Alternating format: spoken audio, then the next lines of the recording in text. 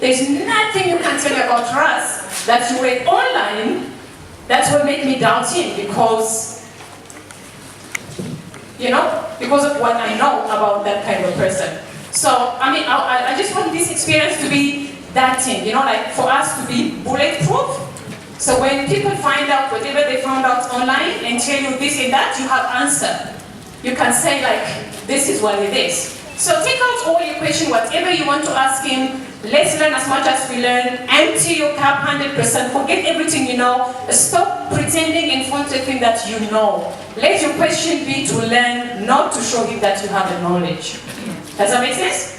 The question should be just to learn, not to show him that you have it. There is no one in this room that knows better than him. None of you. Trust me. So making, your cup empty and just learn from him makes a lot of sense. This man doesn't need to do this. You guys know that? He doesn't need to do this, right? 6 days, almost, it's going to be 9 days, no sleep. And we spend so much time working with him. And we all go back to our room and sleep. And he goes to his room and he doesn't sleep. Because he still has to carry on working. If we finish at 12 or 1, we go to room and sleep. Like the past 3 days, I go to my room and I sleep. But he doesn't sleep when he goes to his room. He's still working until 4, 5 a.m. You ask yourself, like, why? Just want to help a lot of people. So let's use the opportunity that he's here today and then, let it be a breakthrough for your business by getting everything that you want to get from him. So I think he's coming now. And you guys know what to do, the kind of appreciation and gratitude that we need to show him as he arrives and give him that love that he deserves to energize him because he's been like really, really tired. All right, okay. So let's rise up.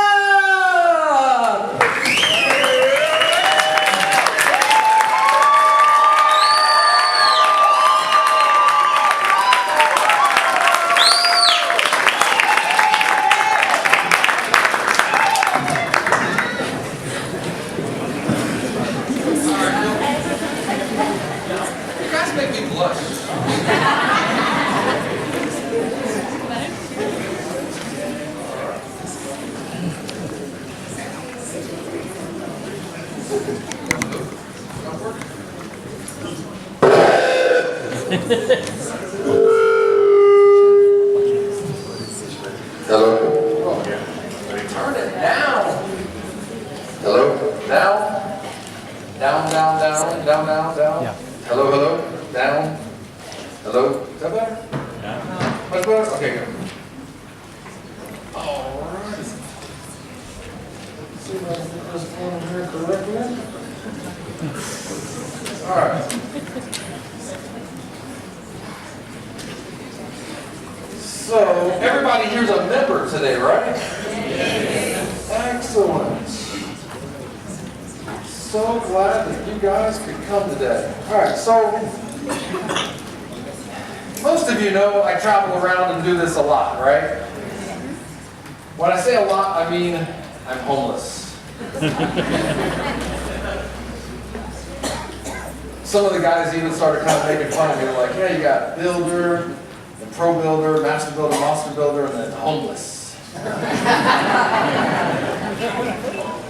And so I've just kept doing this over and over and over and over and over again. And I've really kind of done this more like a one day at a time kind of thing. Like, didn't really plan this whole thing out. I was like, all right, these guys are doing good, I'll go over here. Okay, these guys, and just kept going. And next thing you know, it's been 3 years later. Like, I never thought it would be like this. It's just, like I said, one day at a time.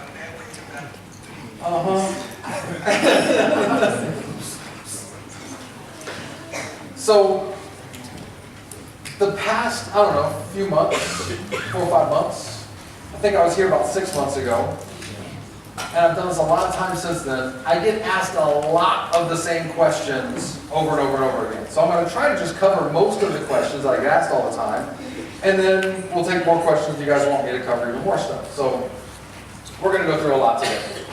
So one question I get asked all the time, because now we're doing GPU mining, is what's the best altcoin? Is it better to mine? Is it better to hold? Like, there's a lot of different things about all the different altcoins that people want to know about. For a long time, it was really Bitcoin, Bitcoin, Bitcoin, and you had all these other little altcoins, but nothing really was happening. And over the past like 6 months, a lot of these other altcoins have just exploded. And so there's a lot of money to be made, a lot of money to be made. And the thing about being a part of Bitclub, and I hope most of you are like myself and a lot of other people that are in Bitclub, is that once you're here and you learn about Bitcoin and cryptocurrencies, you want to learn more and more and more and more and more about cryptocurrencies. And are you turning that up? Do not turn me up. Turn it down. I'm controlling at the back. You can't hear me back there? We can hear you now. You can hear me now? Yes. Okay, good. Okay. So, there are cryptocurrencies right now that over the next 1 or 2 years, you can make 100 times your money on. Like if you bought $1,000 worth, a year or 2 years from now, they'd be worth $100,000. I just don't know which ones they are. I don't. I really don't. But I know they're there. That's the thing. And the crazy days are not over. So, and let me give you what I'm talking about. Like, my business partner, I've told a couple of you guys already heard about this. My business partner, we started a Poloniex trading account about 3 years ago. Sorry, 2 years ago. He put $30,000 into that account. Now, we did not do a bunch of trading. That did not happen. But when Ripple started, he bought like 10 Bitcoin worth of Ripple, and Digibyte started, he bought 5 Bitcoin worth of Digibyte, and bought like 8 Bitcoin worth of Factum, and 12 Bitcoin worth of Ethereum when it first started, and then just let it sit. Hasn't touched it. Really, no trades in over a year at all, 0. That 30,000 is now worth over 12 million. There is still that type of potential for things that are starting now. And when we started, and the way the GPU mining started, just so you guys know, I was talking to one of the monster builders, Martin, who's a friend of mine, and Martin said, hey, have you looked into mining Ethereum? I was like, I don't think you can mine Ethereum, I think it's proof of stake. He's like, no, I think you can mine it. It's like, I don't know, I'll look into it. And so, I was talking to my business partner later, I was like, hey, I was talking to one of our guys, he said he thinks we might be able to mine Ethereum. Do you know about that? He's like, I got no idea. I'm like, well, find out for me. He's like, I'll ask some people. So the next day I was talking to him, and I was like, hey, did you find out about the Ethereum mining? He goes, yeah, I bought $400,000 worth of Ethereum mining equipment. I was like, what? And he's like, yeah, it's 6 times more profitable than mining Bitcoin. I was like, why didn't you buy more? And he's like, there wasn't any more. It's hard to find this stuff. So then he found some more, found some more, found some more. And then I was bragging to a couple of the guys that are my friends in Bitclub Network that we got all this mining equipment, how much money we were going to make. And they were like, that's not fair. You got to let us in on it. So I was like, man, you know, you guys have been buying houses and cars. I didn't do that. I bought some GPU mining equipment. I don't know if I really need to share this with you. Like, come on, man, let us in, let us in. So we sold a few thousand shares of that, and at the time, like we saw it because like Ethereum had shot up to $20. Like it was at like $2 and shot up to $20. And that's when we thought about starting to mine Ethereum. So we bought the GPUs, started mining Ethereum, then Ethereum forked. They had a hard fork and dropped down to $6. And everybody was looking at how much money they were making, and they were like, you lied to us, you robbed us, I'm like, it was good a minute ago. I was like, look, relax. You don't own a bunch of Ethereum. We want the price low. We're mining it. Be patient. It'll come back. Whatever, Russ, whatever. So, while the price was low and we were mining it, a $1,000 mining pool made over the past 1 year 34 Ethereums. Then all of a sudden, the price of Ethereum goes, and everybody's like, Russ, we love you. It's funny how people love me and hate me, love me and hate me, love me and hate me. And so then we found out that the GPUs could also be used for the Ethereum Classic and for Zcash. The Zcash, that was a big mistake. Some of you remember, some of you don't remember. I was like, Zcash is going to start. This has huge potential. There's so much hype on Zcash. But with Zcash, it started with 0 Zcash, and then it was a little bit, and then a little bit more, and a little bit more every day. So we basically moved all of our equipment from Ethereum over to Zcash. And I don't know how this got past me, but there was no Zcash to mine the first day. Or the second, or the third, or the fourth. It was really, after 30 days, there was really a lot of Zcash to mine. So we lost a little bit of money there for that month. That was a bad month. But since then, Zcash actually went down, and now it's kind of bounced back and recovered. And I still think Zcash has huge potential. Dash is another coin that we've been mining with the GPUs, but Dash just had an ASIC come out. So you'll hear ASICs when it comes to Bitcoin mining, but understand that ASICs can be for any kind of anything. It's not just for mining. It could be for just whatever the case is, for artificial intelligence, for anything. So ASIC stands for Application Specific Integrated Circuit. When you have an ASIC, it's only for that one thing, nothing else. So our Bitcoin mining ASICs, you cannot check a website, you can't check email, you can do nothing except mine Bitcoin with it, nothing else. The GPUs, those can be for artificial intelligence. Yeah, man.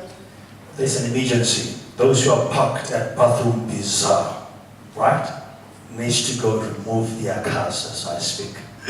They are closing there. We may experience a little other issues there. So please, if you're parked at bathroom bazaar, quickly rush in and out, or out and in. Move your cars there quickly and, come back. Okay. That's right.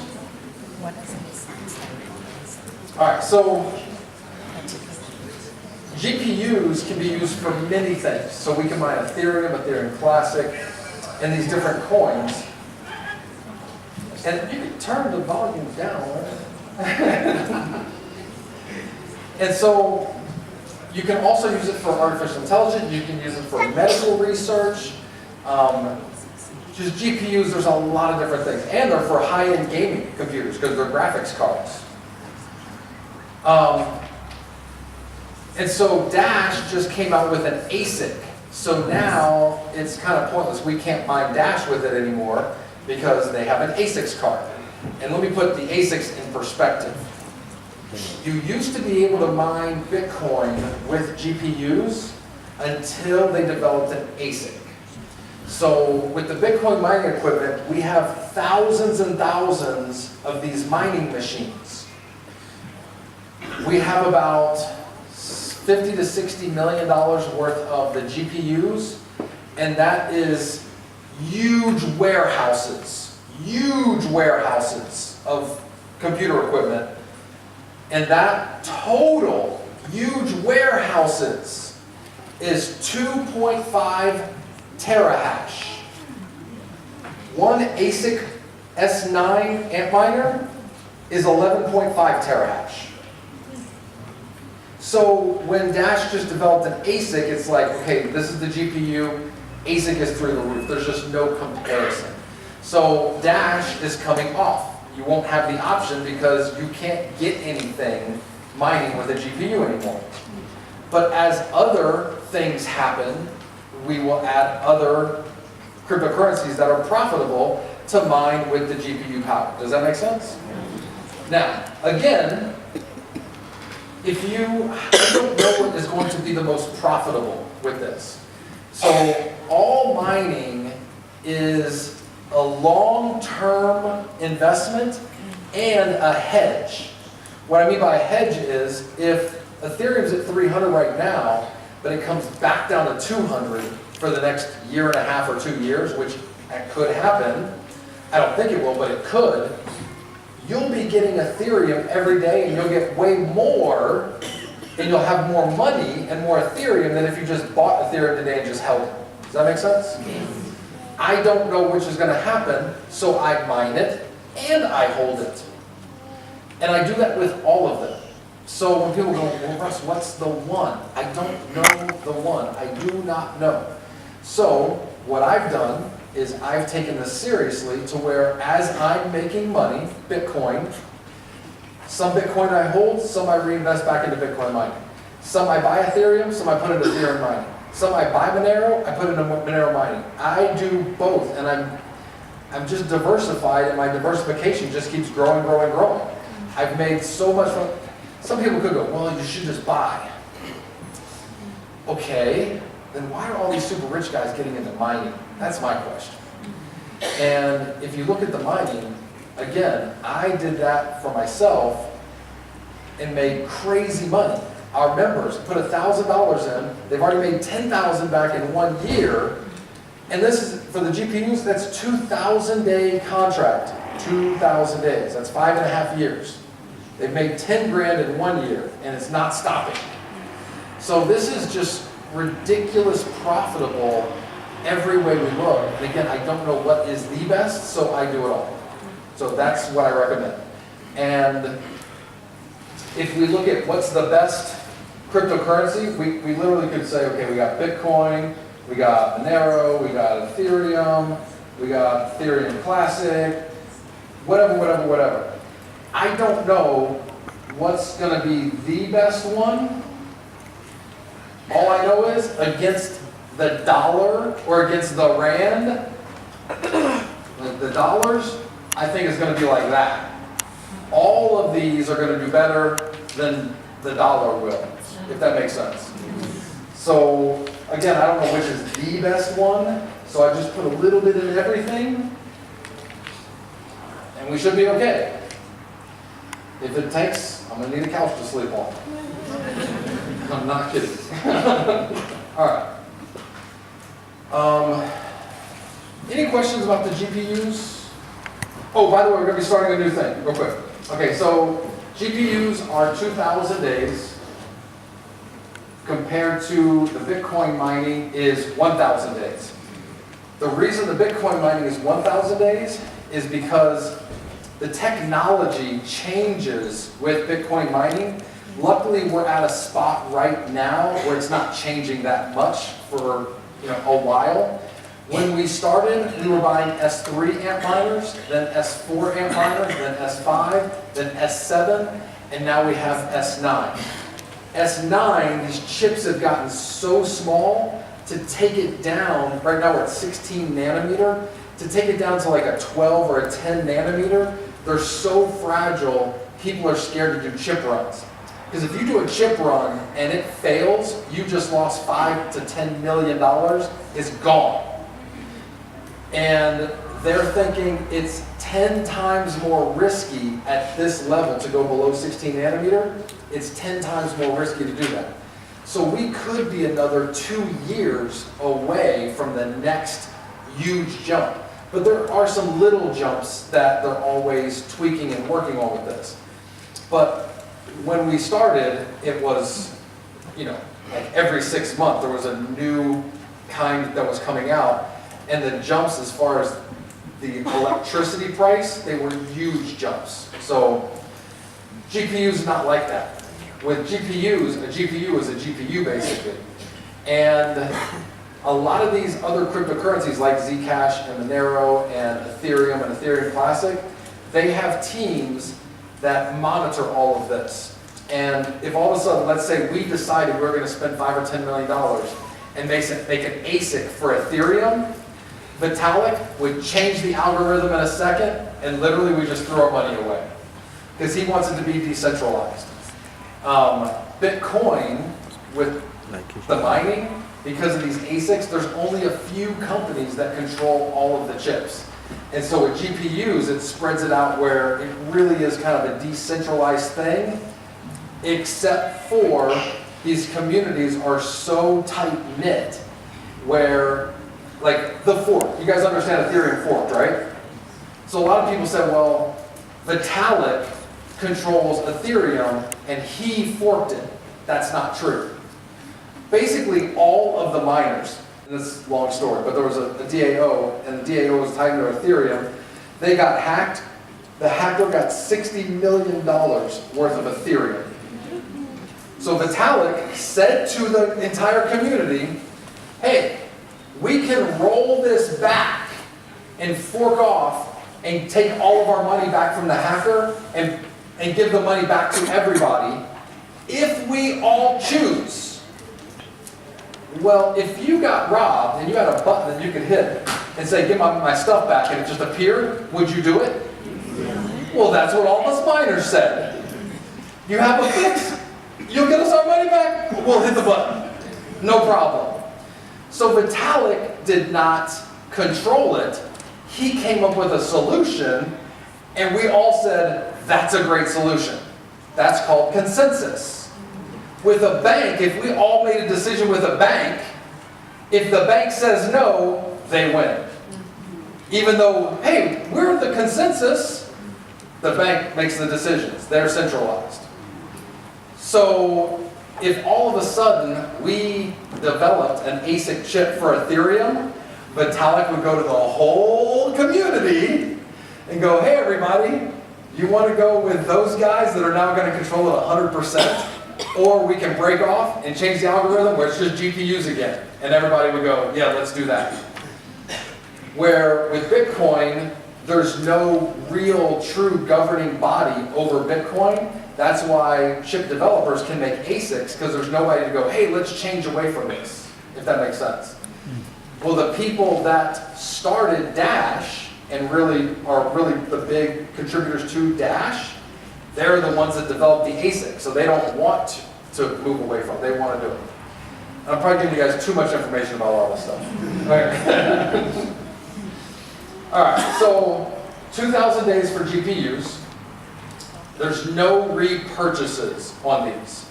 The reason there's no repurchases on this, and we try to figure out every way to do repurchases, because everybody in here is basically building a downline. If we build a downline, we want to get paid residual income on our downline. So everybody loves repurchases because you get paid again and again and again and again.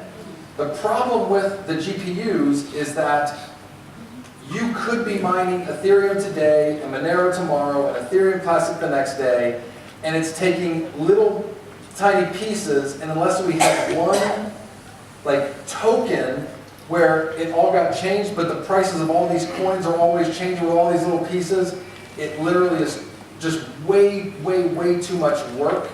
And my programmer's like, I could do it, but it would take our whole team about a month of programming. Like, it's a big, big, big deal. We're like, we can't afford that, so never mind. So there's no repurchasing on the GPUs. As much as we want to do it, there's just no way to do it.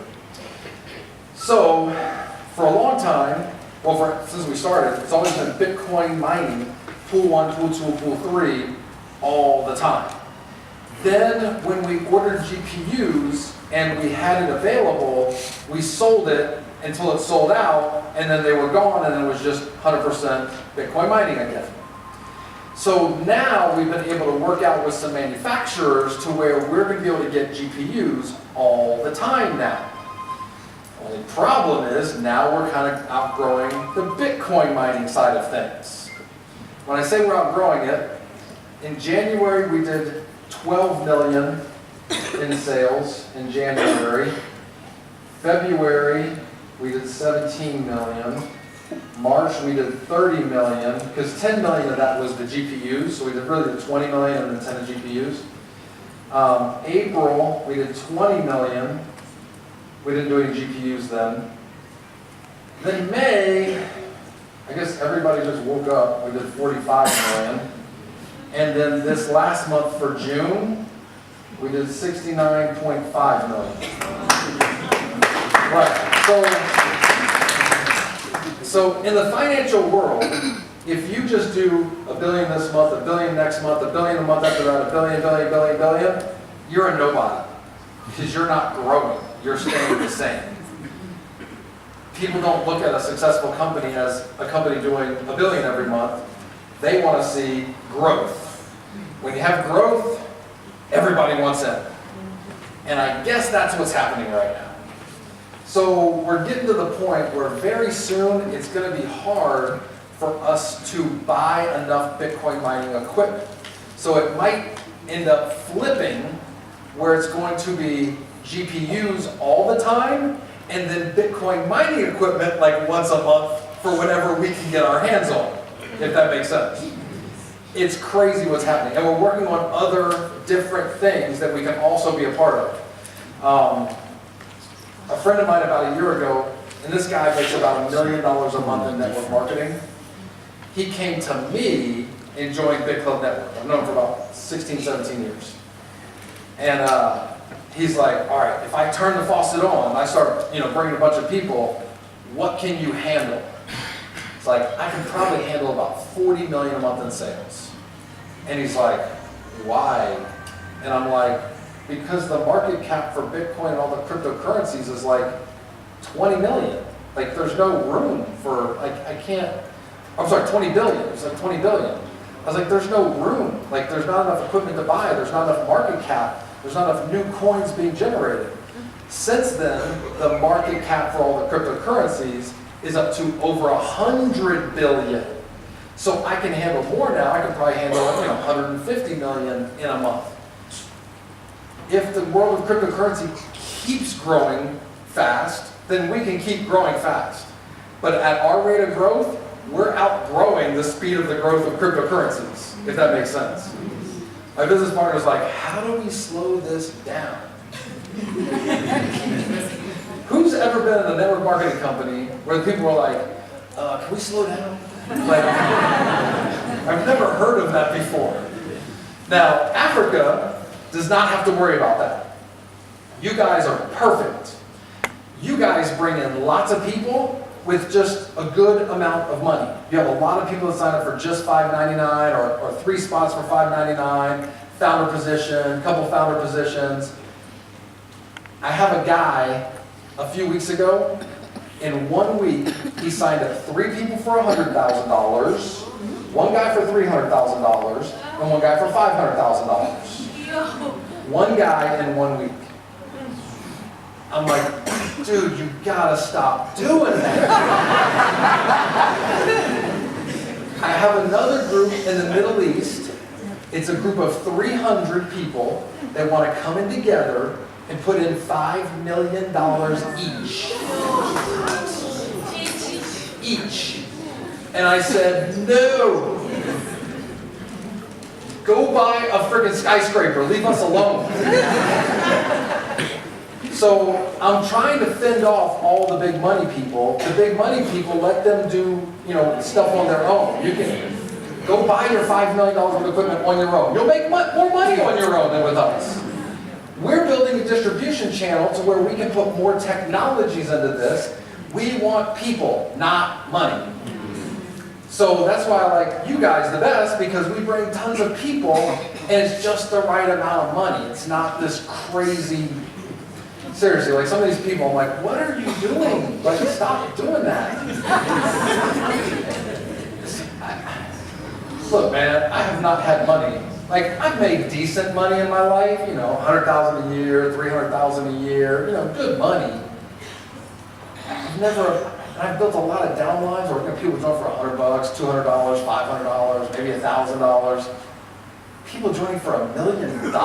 What? Like, I've never, seriously, like it blows my mind. And I've never imagined saying, no, I don't want your $1 million. But I've literally said that to multiple people.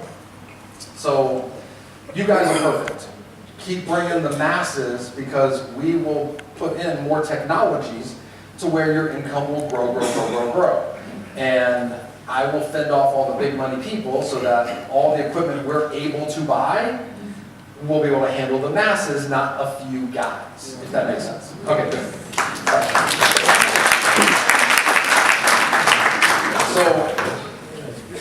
So because, as you guys know, with pool 1, 2, and 3, if you have pool 1 and somebody in your downline buys all 3 pools, you get paid the binary and the matches on that, but on the level up, you get paid this goes into your held commissions, right? If you end up buying pool 2 later, anything that's in your held commissions get released to you. Or if this becomes enough to buy you pool 2, it'll buy you pool 2. Same with pool 3. So, because we're not gonna have this all the time in the near future, but we will have GPUs, we need to have a founder with just GPUs. So what we're gonna do is, if somebody buys 5 GPUs, then they will be a founder, and they will get the founder bonus, and then here, there would be no more held commissions. So if you start with just 1 GPU, that's fine, and then as you're earning money, buy another one. As you're earning money, buy another one. I mean, they're gonna make you a ton of money. The only place you don't make money is leaving money in the bank. I was with some really rich guys that are on Bitclub Network, like billionaires that are on Bitclub Network. And it's funny, they're actually building a downline. And I was driving with them, and we were going through some mountains, through Switzerland or Austria. He was like, yeah, like the mountain here, I've been trying to buy a lot of this forest. I'm like, why do you want to buy a forest? And he's like, he goes, I want to be diversified. I see, that doesn't comprehend with me because I'm not a rich guy. Well, I wasn't a rich guy. All right, so I figured it out not long ago, like less than a month ago. I just figured this out when I was talking to some people. So if you have not had money most of your life, and then all of a sudden you got a ton of money, what's the number one thing you want to make sure for the rest of your life? You never go back to no money again, right? So that's why all these guys get gold and real estate and forests.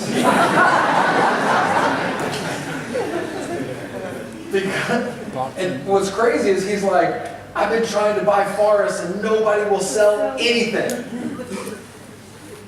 Because if you just keep the money in the bank, it buys less and less and less over time. Like I said earlier, if you would have bought a 1969 Camaro or a 1969 Mustang in 1969, it would have cost you an amount of money. That same amount of money today does not buy you a Camaro or a Mustang. It buys you the wheels and tires on a Mustang. So it's not that the car is any different, it's that our dollars are worth less. I can remember, I was like, how old was I? I was probably about 13, 14 years old. Didn't know my dad, had a big brother from the Big Brothers Club. And he had a friend that hung out with us sometimes. And one day we were driving somewhere, and I remember him saying this to me. He goes, right now, you can buy a house for about $40,000, but when you're my age, it's probably going to be $1 million. I had no clue what he was talking about back then. Now I get it, because my mom bought the house that I grew up in for $17,500. Then we sold it when I was, well, she had it for like 30 years, and then she sold that house for $175,000. It's the same house. Dollars are worth less. So that's what I finally figured out, is that it's not that everything goes up in price, it's that our currency goes down in value over and over and over again. And that's why people want to be diversified. I just haven't gotten out of the cryptocurrency diversification yet. I'm stuck in that. And I'm glad so far. I mean, if something bad happens, I'm going to be like, but I just think this is like going to the moon. Like, I think we're going to have multiple trillion-dollar market caps on all these different cryptocurrencies. I mean, I remember when Bitcoin was $1 billion, $2 billion, $3 billion market cap, and there was nothing else, like $100 million market cap. Now there's probably like 10 cryptocurrencies that all have over a $1 billion market cap each. It's gonna be, there's gonna be 10 with a $100 billion market cap. There's gonna be 10 with a $1 trillion market cap. This is gonna keep going up and up and up and up and up. Again, I don't know what's gonna be the best one. I just know they're all gonna be the dollar. As long as that, whatever team doesn't completely crumble. If that makes sense. All right. So, any questions about GPUs? GPU.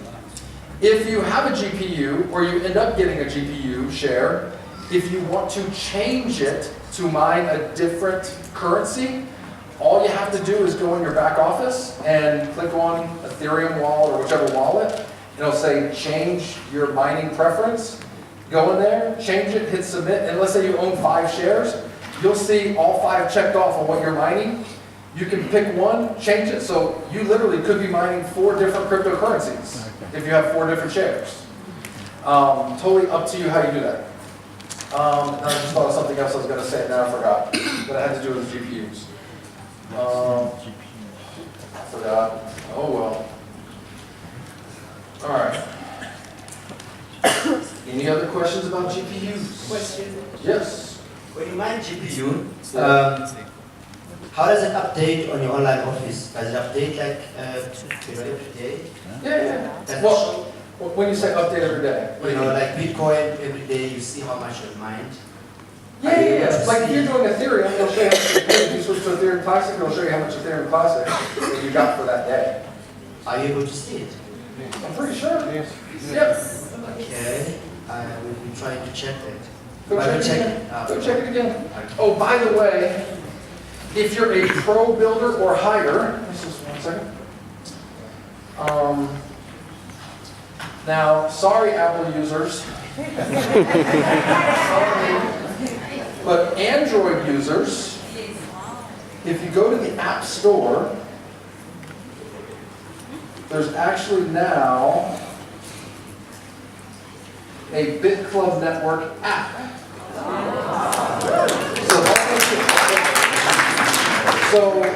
So there's a lot of them on there. Ours is the one that says Bitclub Network by Bitclub Network, and it has a black background. So you'll see the BC white, and then it's black behind it. So that's on the App Store right now. Eventually we'll have Apple, but through this app, it's the same as your back office. So you can pay it forward for somebody, you can sign up a new person, you can purchase, whatever you want to do on there right now. Apple, if you have something on their app store, they want half. That don't work. So we're going to have to take off anything that has to do with purchasing or signing up off of the app for the Apple people. Sorry. It's not my fault, that's Apple. So that's up and running. Now, if you notice in the back office, it says we have a new back office, but only pro builders and above can log into it. This is tied into that.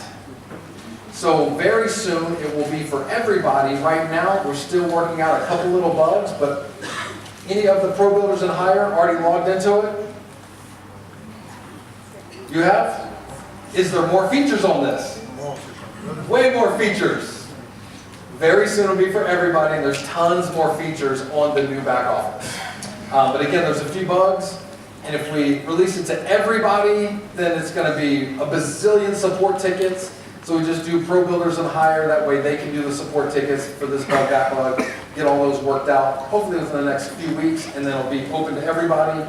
But you can download the app right now, just I don't think you can sign into it right now. But that is there, and up and running right now. All right, throw that back in there, thank you. All right. What's the other thing I was going to cover? Another question I've gotten from a few people, half of you might already understand this, the other half might not, so let's go through it real quick.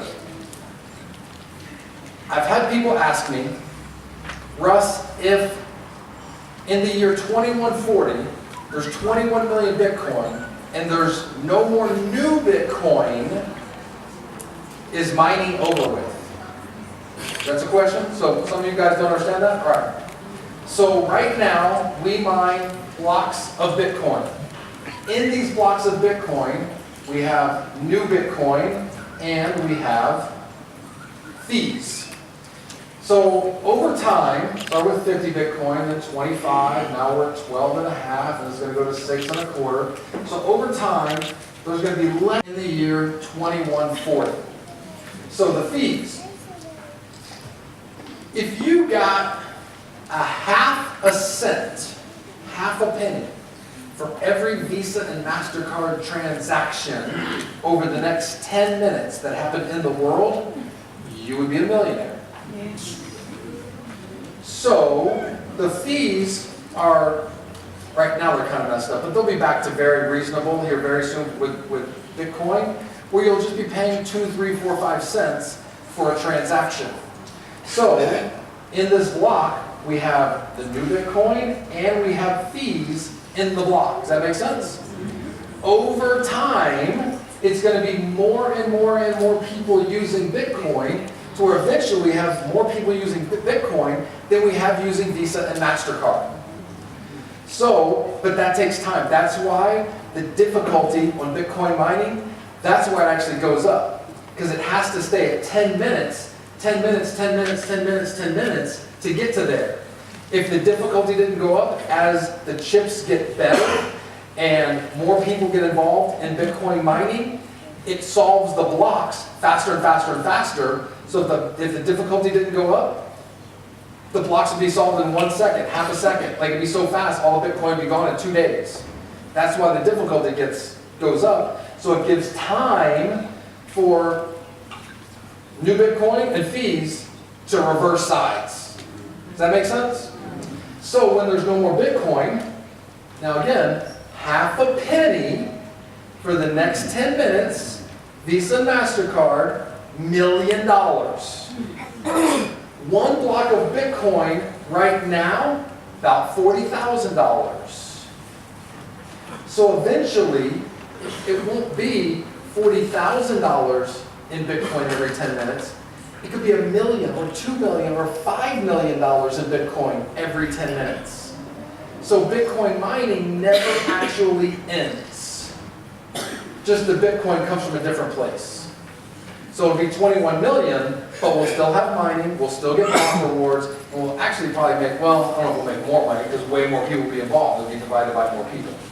So does that make sense? Great. What other questions do I get? I don't even know. Yes, you got a question? Go ahead. Yes, absolutely. The fork. Who in here is a computer programmer? No, you're a computer programmer. Okay, great. So if you read online for about 12 hours, you might understand 5% of the fork. For everybody else, you're going to understand nothing.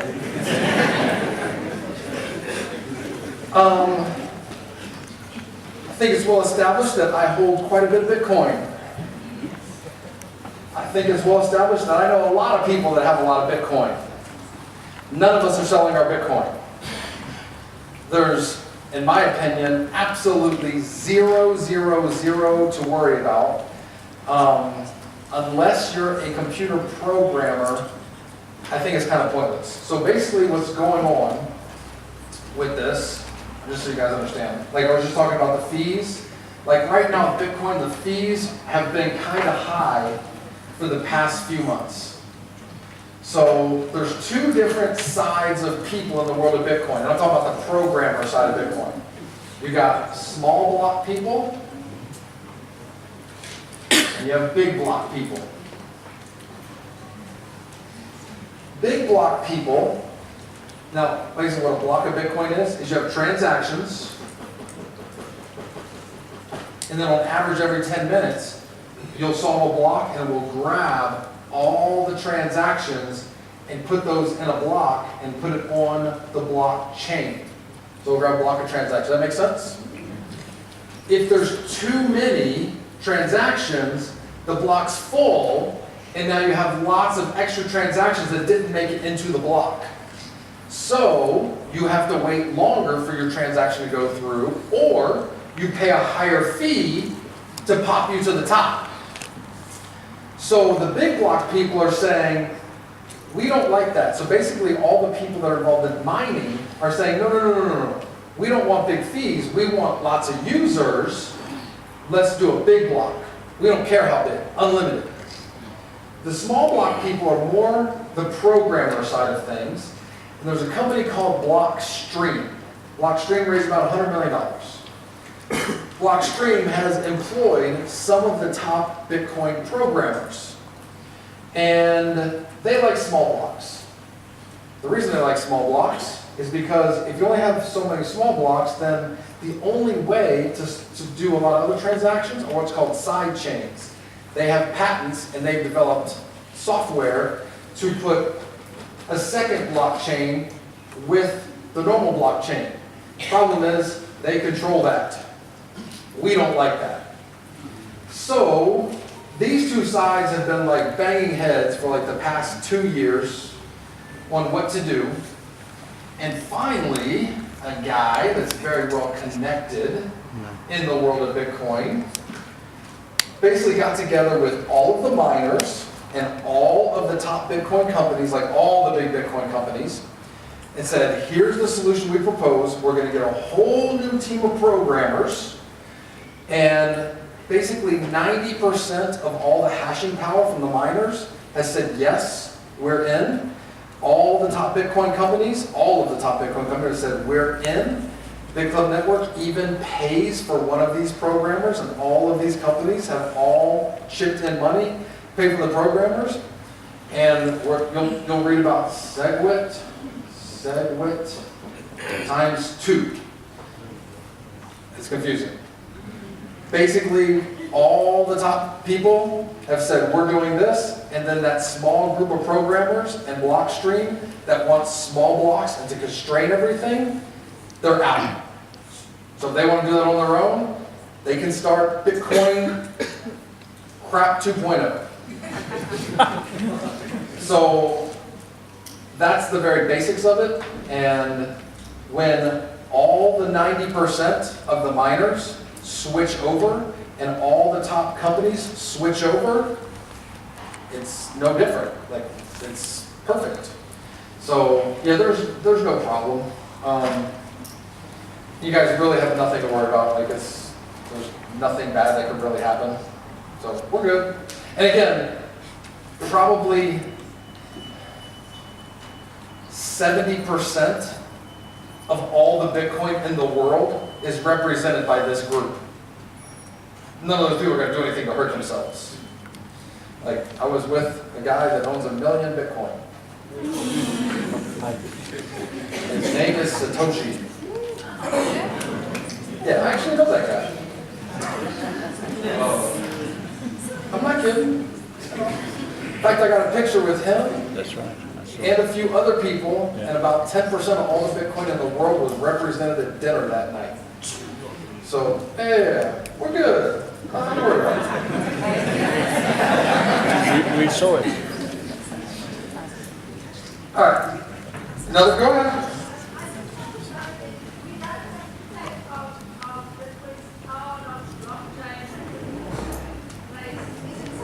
Yeah, you're fine. No problem. I got my blockchain wallet right there. I was just showing them, I think I only got like, how many was it? 897 in that wallet? So, all right. No problem. Okay, questions? Questions? Come on, I know you guys got questions. Questions? Iris. Yes. Is your vision still 10,000 millionaires at this rate?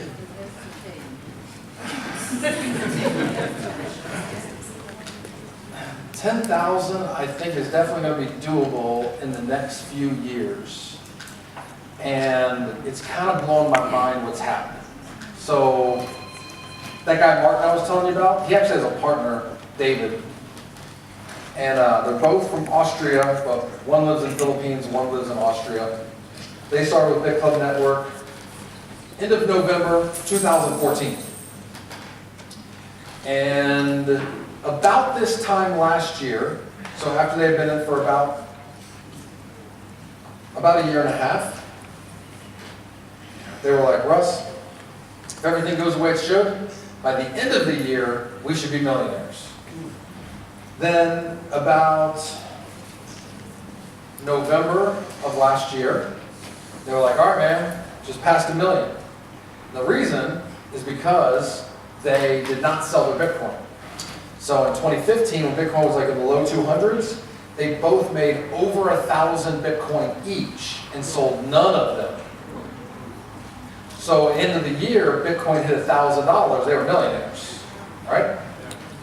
So that was the end of the year. So that's been like 7 more months, whatever. So Martin and David also bought some of these other cryptocurrencies. Now David, he bought 20,000 Ethereums when Ethereum was $2. When Ethereum hit $16, he sold 15,000 of them. So he made good profit there, but he held on to 5,000 more of them. So 5,000 times $300, that's another 1.5 million. Plus his Bitcoin's now 2,500, plus he has this, plus he has that. So it took him 2 years to become worth $1 million in Bitclub Network. But remember, he's studying Bitcoin every day and cryptocurrencies every day. And he's getting diversified in different things. So now he's worth 6 or 7 million. That's David. Martin did a little better. Martin's worth about 10 million. So I don't know how many millionaires there are in Bitclub Network so far because of Bitclub Network and cryptocurrencies. But what I think we're going to see happen is this kind of thing right here. Kind of same thing that happened with them, where it was like, we get a few, and then boom, boom, boom, boom, boom. Right? Like Clubcoin as an example. Clubcoin's just been hanging kind of low, then it jumped up a little bit here recently. What was the market cap on Clubcoin? Like $40-something million? Like 40-something million, 50 million, whatever? That's going to go 100 million, 200 million, 500 million, a billion. That's going to happen. There are members of Bitclub Network that own 1 million Clubcoin that they bought online, off the internet. I personally, in the past 90 days, have bought over 150 Bitcoin worth of Clubcoin off of Bittrex. So if any of you guys were selling Clubcoin online, I was probably buying it. Right now it's at like, I don't know, 40 cents, something like that. A lot of people don't put value to it because we didn't sell it, we gave it away. Oh, it was free, they just gave it to us. It's not really worth anything. It's gonna go to $1 and $2 and $5 and $10 and $20. We're going to have a $1 billion market cap and a $2 billion market cap. That's going to happen. So, like the one guy, we got one guy has like 550 founder positions. He only bought 100, but then he positioned them and all the commissions he got, he bought more, and all the commissions he got, he bought more. He'd bring people over to his house, do the presentation, they go, well, what did you start with? I have 150 founder positions. How many do you want? 5. And so he signed people up, and then all his commissions, he'd buy more and buy more. Now, he only put in about $400,000, but he got about 3 million Clubcoin. So that's already over $1 million. Plus he has 550 founder positions. So just imagine if you have one founder position, how much money you make every day. He makes that every day times 550. Right. Doing nothing. Hands off, residual. So there's going to be a lot of people become millionaires in Bitclub Network, not because they had the biggest downlines, because they were smart about how they did things. There's guys that make a lot of money in Bitclub Network, like they make a lot of Bitcoin, and they spend it and buy stuff.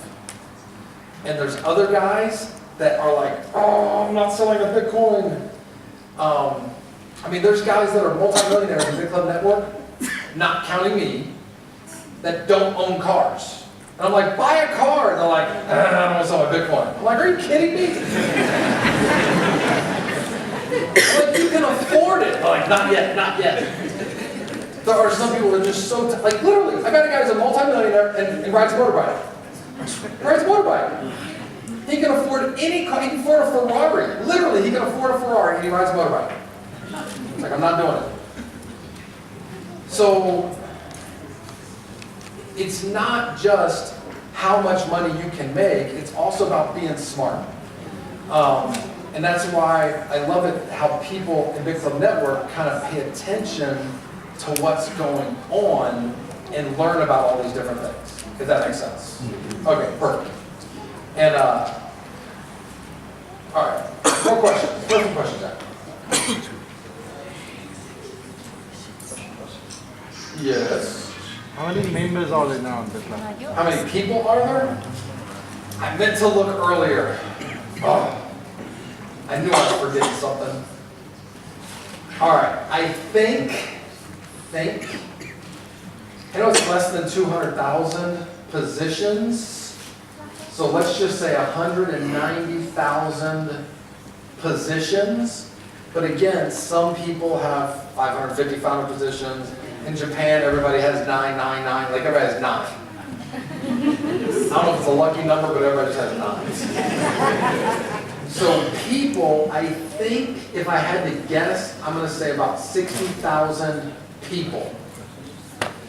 And I haven't looked at this in weeks. The last time I looked, we had like 3,500 builders, but it's probably about 3,700 now.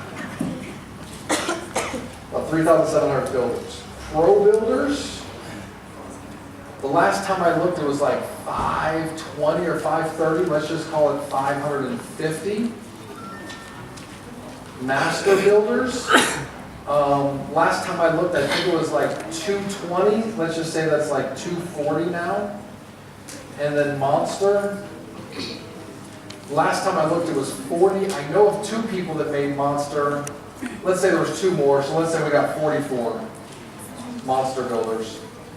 And then we're starting a new position, a new level. It's called Mega Monster.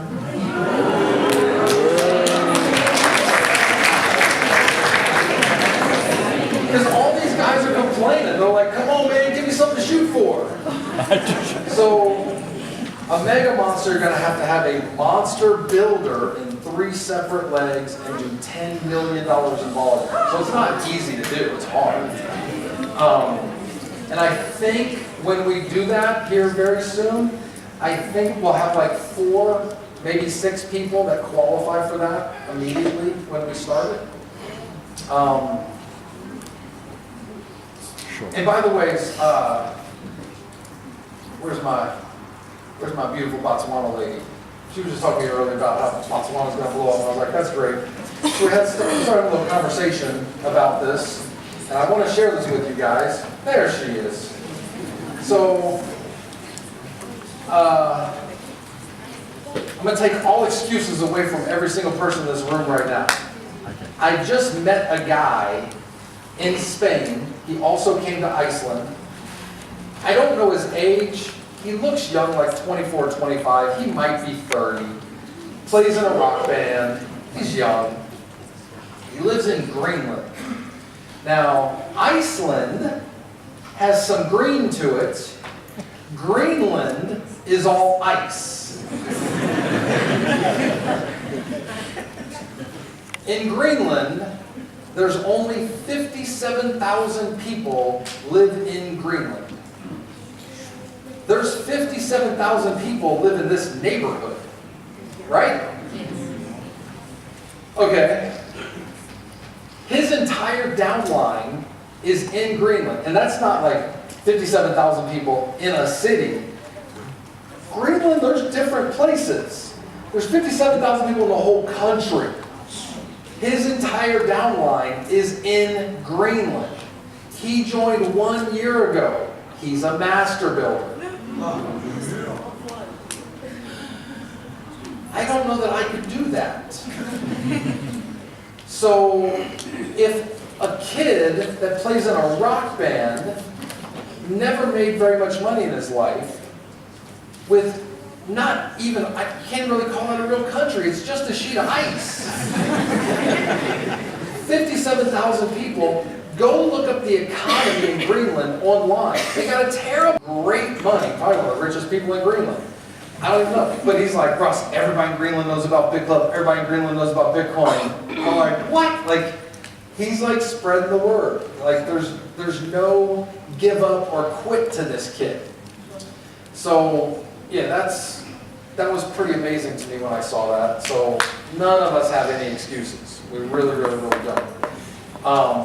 And then, of course, you guys met Rashimi before, right? Rashimi's one of my best friends. I love that guy. You guys understand, before Bitclub Network, Rashimi was a captain in the Malaysian military, 15 years. I was 18 to 33. Joined Bitclub Network. Within a couple months, he's like, Russ, I'm quitting. I'm going to do this full time. I trust you. I'm going to do this nonstop. And he couldn't get anybody to duplicate. It was so hard for him to get anybody to duplicate. You know the most money, before Bitclub Network, the most money he ever made in a year was $10,000. $10,000 in a year. And now with Bitclub Network, he won't tell you this, he don't want to brag. Kid makes over $150,000 a month. You know why? Because he took it serious. He's like, you know what, 15-year career military? I'm going for it. And he's not selling his Bitcoin. So that could turn into who knows how many millions and millions and millions and millions of dollars it is. This is special. All right, more questions. Somebody have a question back there. Yes, sir. There's actually one here. Let's start there. Hello. Can you please clarify for me, if I want to acquire GPU1, how much will it cost me now and all the process? So in your back office, or actually when you log in to your back office, you'll see store. Just click on store, and it'll say purchase shares. We'll put purchase full shares, and the GPU is there. Now I think the GPU just came down today. So I think right now it's just pool 1, pool 2, pool 3. While we finish programming the 5 shares being a founder position and have it where it's permanent all the time. So I'm thinking in the next week to 2 weeks, that'll be back up, and then it'll be up all the time. But it'll just be in the same place that you normally buy the shares at, in your back office. So it won't be hard to find. And you can always just ask anybody, they'll walk you through it. But under store, anytime, like anything we sell will be under the store section. Huh? Shop, sorry, shop. Another one here, Russ. Yes. Good afternoon, everyone. First question is, I come from Botswana. You made my leader to stand up. You did not say anything while you made it stand up. Maybe you can Why what? help us. That's one. 2, there are Bitcoin companies that tend to deliver cards all over maybe the world or countries. But we have a problem with delivering Botswana. We want to understand why they can't deliver the cards in Botswana. Cards? The MasterCard. I don't do that. And then you answer that. My last question is concerning the 34 blockchain Bitcoin wallet card, account. That number, that 34 number. Maybe if you can explain it a little, so that we learn more about that number that protect our account. Explain the number? That Maybe the wallet address? yes, that wallet account. Okay. If you can explain it a little so that we understand more, because Sure. we have been attacked a lot in Botswana by scammers. Yes. And they are on us, and they are stealing our information, they are stealing our emails, they are doing all sorts of things in Botswana. Yeah. And maybe that is why these people are afraid of going there. Maybe you can assist a lot of us in Botswana. Sure. The other thing, these scammers our people are so skeptical. Maybe from here they'll go to Kenya, go to Botswana first, because they don't listen to us, because the other year, last year, they popped out their money to these scammers. And now we have to present again another company on Bitcoin. And they're saying, those are scammers. Thank you. Which companies are you talking about? Which company? Crypto Wealth. Bitclub, yes. Which other one, Botswana? All right, so And OneCoin. Okay. OneCoin. Oh yeah, OneCoin. Crypto Wealth, serious. Let's talk about that for a minute. That's a great point you bring up there. So let me be crystal clear about this. Every Bitcoin cryptocurrency company in network marketing, besides Bitclub Network, is a scam. 100%. If you're involved with a Bitcoin cryptocurrency MLM, not named Bitclub Network, and you're telling people, give us your money and we're going to give you more money back, it's a Ponzi scheme, it's going to collapse, your people are going to lose their money. Period. You guys look on blockchain and you can see the Bitcoin that we mine, correct? All these other companies that tell you a story that we're trading cryptocurrencies, we're doing this with cryptocurrencies. Have any one of them proven anything? Zero. So, if you're promoting a cryptocurrency MLM, let's be clear. You now know it's a scam, and if you tell somebody it's not, you are a liar. And I tell that to people all the time, and people think, oh, you won't say it to my face. I'm saying it to your face. So, let me be also crystal clear about something else. My net worth is over $50 million. I can't spend the money I have. I can't spend the money I have. Ever. And it's all cryptocurrency. It's all going to double and triple and quadruple. Do we agree on that? I can't spend this money. Why the hell am I standing here? Because I want you to be here with me. There's no other reason. Zero. Zero.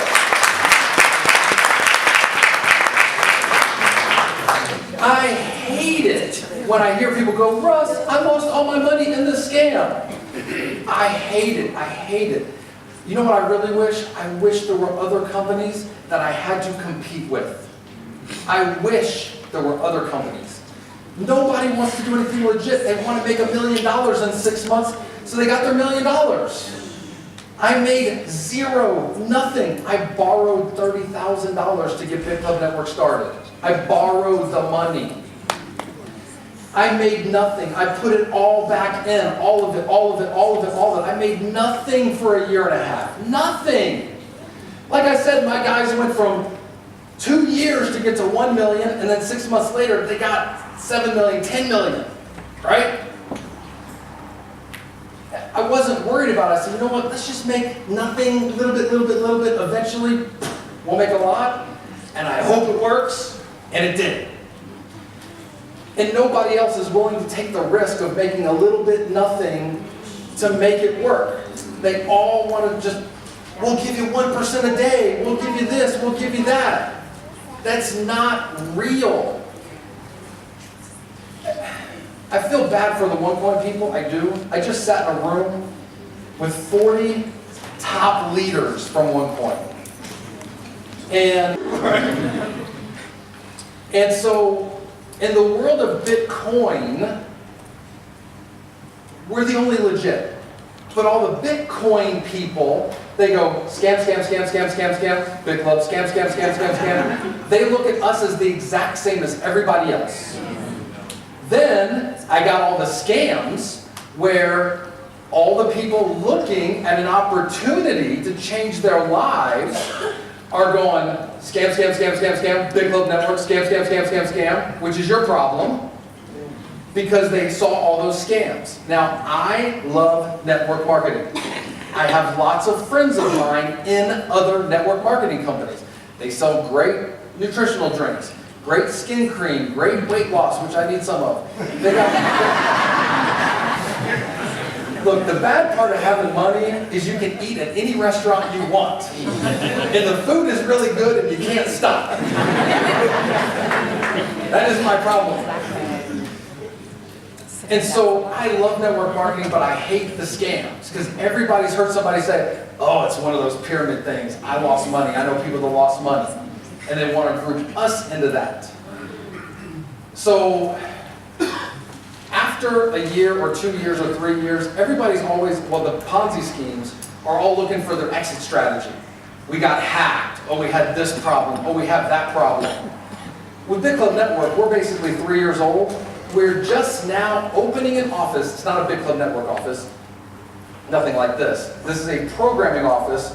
So instead of us having programmers all over the world, we'll have them all in one place. So I know where to put my foot up somebody's butt to get things done faster. And we want to build up to have, 20, 50, 100 programmers so we can build all these next level things. We're getting to the point with renting different facilities. Our electric bill is about $2 million a month right now for electricity. So now we're actually doing due diligence and negotiations on either buying a power plant or building a power plant.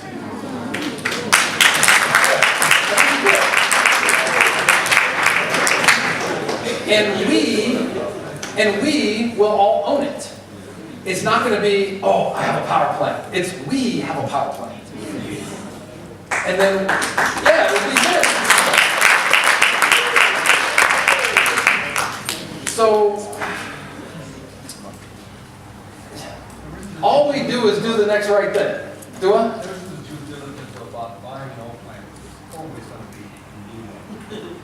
Well, no, not exactly. So an old place, there's no due diligence on buying an old power plant. So there's a couple places where there's distressed power plants where they were built. They thought cities were going to grow in those areas, and they didn't. So they lose money every month. So instead of spending $100 million, we could spend $70 million and get it already built and functioning right now. And then they don't need the power. So we build a giant facility, move all of our equipment there, and now we have all the power we need. So that's what I mean. So it's distressed power plants that are running just fine. It's just there's not enough business for them to make money. They're losing money. So yeah, there's quite a few of those around the world. So we're looking into that or building our own. And the problem with the couple that we're looking at like that are in areas where we're a little nervous about the government. Where the government can come and be like, oh, that's nice, we're going to take that. So that's why we're doing a lot of due diligence on all that. But that's the difference. Like 3 years, I feel like we're just now getting started where all these other deals have already come and gone and come and gone and come and gone. And we're just now starting to ramp up a little bit. So I hope that answers your question a little bit. Oh, and let's talk about Bitcoin security. Because everybody here is going to have Bitcoin, has Bitcoin, and other cryptocurrencies. Let's talk about security. Can we pull up a website? Before you go to that, Yeah. and stuff. Yeah. I want to ask you about the TCC trading company because Okay, hang on. I don't think you guys heard me correct. I don't think you heard me. I did hear 100%. Anybody TCC? It's a freaking scam. You're scamming people. If you're telling people that they're trading, you're lying to people. If you're like, well, I didn't know. Now you do. Any other ones? It answers your question. But it's the same for all of them. There's no difference. No, they were saying that it is the I know what they claim, and they're liars. Oh, okay. Yes. Look, you guys hear about the ones here. I hear about the ones everywhere. There's ones in India you haven't heard about. There's ones in Europe you haven't heard about. There's ones in Asia you haven't heard about. And they're all the same. Every single one of them. And when I say they're all the same, they're liars. That's what I mean. They're all liars. And again, hey, if anybody wants to prove me wrong, we can pull up the evidence online right now. Anybody got any evidence? Yes or no? You got evidence? Or you got a question? Yes, sir. I just would like to know, why does it take so long to register somebody? What do you mean? If I register a new, Yep. if I register somebody new, Yep. it takes 5 days before it actually shows on the back office. No, that's not correct. So what happened was, about 5 days ago, maybe 6 days ago, we had a little issue. And that issue was, we had way too many people register at one time, and our Block Explorer blew up. And so our guys went to work on it, and it took them about 3-4 days to actually get it fixed. So the fix right now is a temporary solution that they're working on a new solution because the numbers are just going crazy. So we're on a whole new solution. So that was like, in that one little window, you hit that. Normally it's instant. But in that window, what was happening was you'd get confirmations on the blockchain, but our system was showing not enough confirmations. And so I was like, as our main partner, I was like, what is going on? The confirmations are there, but this says there's not enough confirmations. And he's like, I'm working on fixing it. So that was like one little window. If you did it right now, as soon as there's confirmations, it's matching up and going through. So it's working fine right now. I've got 2 situations. Okay. I did one on the 25th, Right? didn't go through. I did one Okay, on if the that's, 22nd. okay, then if, okay, now, the other situation is, if somebody does not pay enough. So, Correct amount. okay, I hear that all the time, but there is, It's been confirmed by support it was the correct amount received, Okay. but it's not showing in the PO at all. well, if they know about it, then they're gonna get it fixed. Yeah, If but it they- takes 5-6 days. That's what I'm asking. That's a rare occasion. In the past 2 days, we did 4 million each day that went through. Yeah. So if there's a couple that didn't go through, support will figure out what the bug is there and get that fixed. But 4 million both days went through. So I don't know what happened there exactly, but if they're saying, yes, it's correct, our system isn't matching up, then it's just a bug for that one. But, I mean, I'm pretty sure there's people that registered the past couple days here, and you're in the system, right? Yes, yesterday. So it's not everybody. What happened the other day, like 4 or 5 days ago, that was everybody. But this, what you're talking about, that I guess is just a couple. I didn't even know about that. But if support said, yeah, it's wrong, we're on it, then they'll get it fixed. The other question I've got, if somebody loses their phone with the Google Authenticator, Right. you get it reset or removed. Okay, Why does so it take so long? for security, because we have to be very, very, very careful. So if someone all of a sudden sent in, like let's say they got into your email account, and they sent an email from your email that you verified, but your Google Authenticator is what was saving your back office from them logging into your back office. These guys are so careful because we understand hackers like these guys are talking about. There are people in Bitclub network that have 85 Bitcoin in their back office right now. I can't just be like, oh yeah, you say that's you, here you go. Like, we are so careful because this is your money. So that's why it takes long. It'll get taken care of, and here's the good news. You're not gonna lose anything, that I can promise you. And you can always, because you guys are here at the office, you can always take an issue like that to Hannah, and Hannah can actually get it through because she's top of the food chain.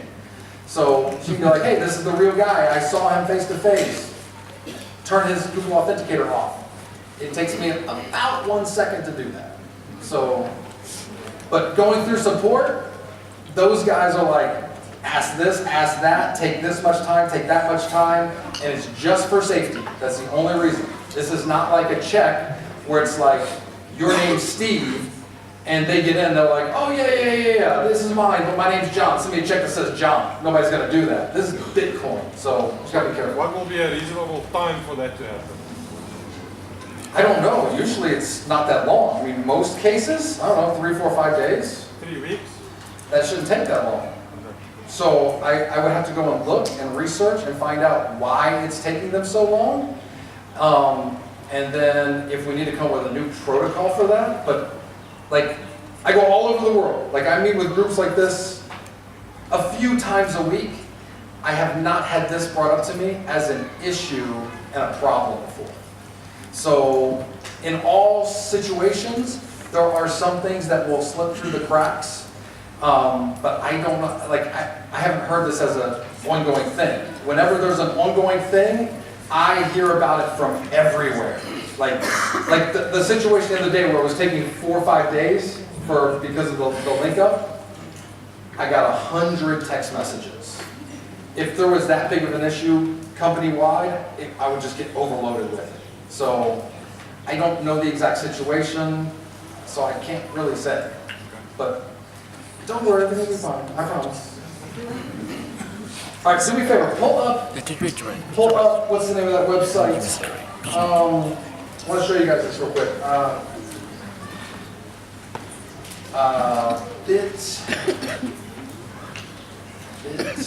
Bitaddress.org. bitaddress.org. Don't search it in the bitaddress, address.org.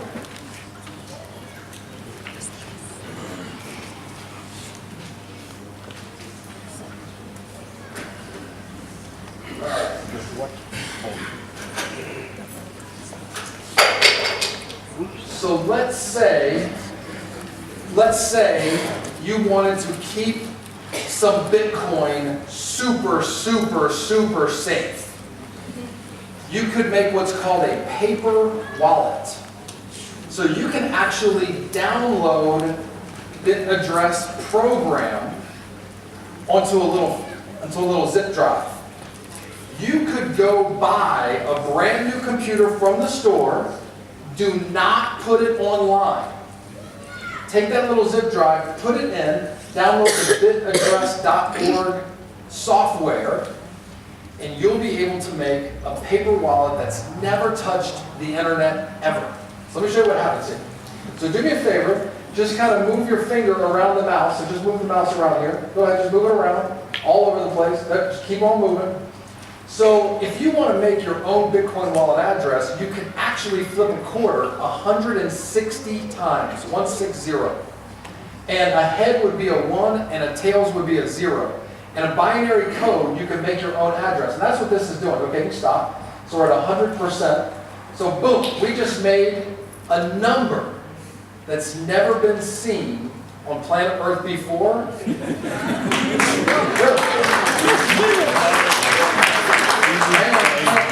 Hey, Zolani. Secret. Zolani. Okay, see where it says generate new address? Right above share? Yeah, click on that. Okay, now, we got a new number. That old number, if you didn't write that down or take a picture of it, it'll never be seen on Earth again.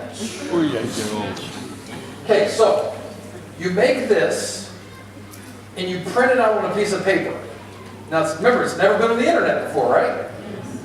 So now, you cut it. This side, you can put on business cards, you can put up at your desk, you can put this anywhere you want. This is where you're going to send Bitcoin into this Bitcoin wallet address. That's your wallet address. This is your private key. So, with blockchain.info wallet, your private key is in the background. When you put your password and log in, it's giving you access to that private key. You need that private key to send Bitcoin. Does that make sense? Yeah. Now, blockchain.info's wallet, you have access to that. That is yours. They do not have access to these private keys. If you lose your passwords, there's really nothing they can do for you. You are your own bank. You are in control of this. So you have to be very careful when you are your own bank. There isn't somebody to call that has the combination backup. You are the bank. All right, so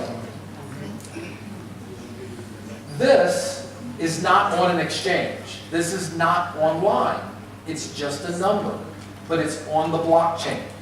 So this, what you'd want to do is take this, fold it up, And, well, first start, make a couple copies that never went online. Put one in a safe at home, put one in a safety deposit box, put one in a different safe somewhere. Get yourself like 3 or 4 backups. Now, what I have is I have a little flash drive that is a combination code. If you try to put the wrong combination in 10 times, it destroys everything that's on there. So it has a little cover, take it off, and then I put my code in, flashes green, I plug it in, now I have access. So for my stuff, I take a picture on my phone, I put this on my phone, or I'm sorry, on my flash drive, I delete that picture. I actually got like 4 of these in strategic locations around the world.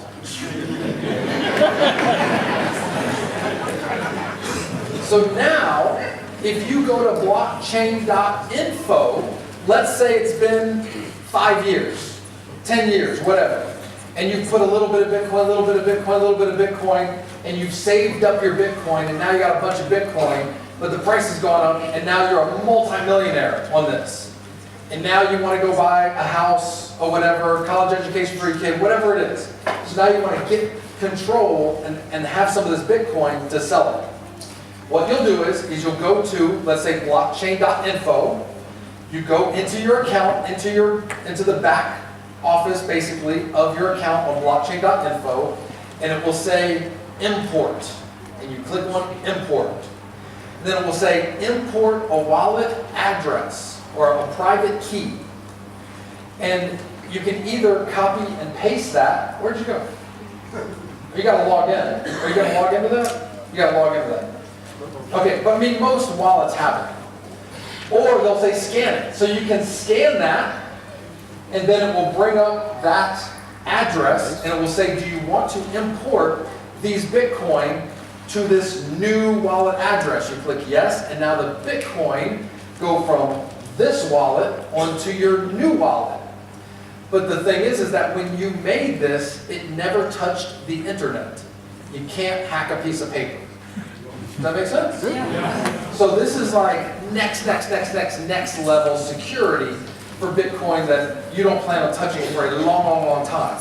So that way you can keep depositing all you want, but that is in a very safe, secure place. Does that make sense? Yep. Now, a step down from this would be a hardware wallet. We sell a hardware wallet on Bitclub Network, and then there's also other hardware wallets you can get. Any hardware wallet will do. The one that's special about ours says our name on it, and it works for Clubcoin and Ethereum and Dash and Monero and Ethereum Classic and Zcash. So it's the only wallet that has all of those coins on one wallet. We got that made special for all of our members. I lost a lot of money on that deal. It's okay. Yes? Yeah.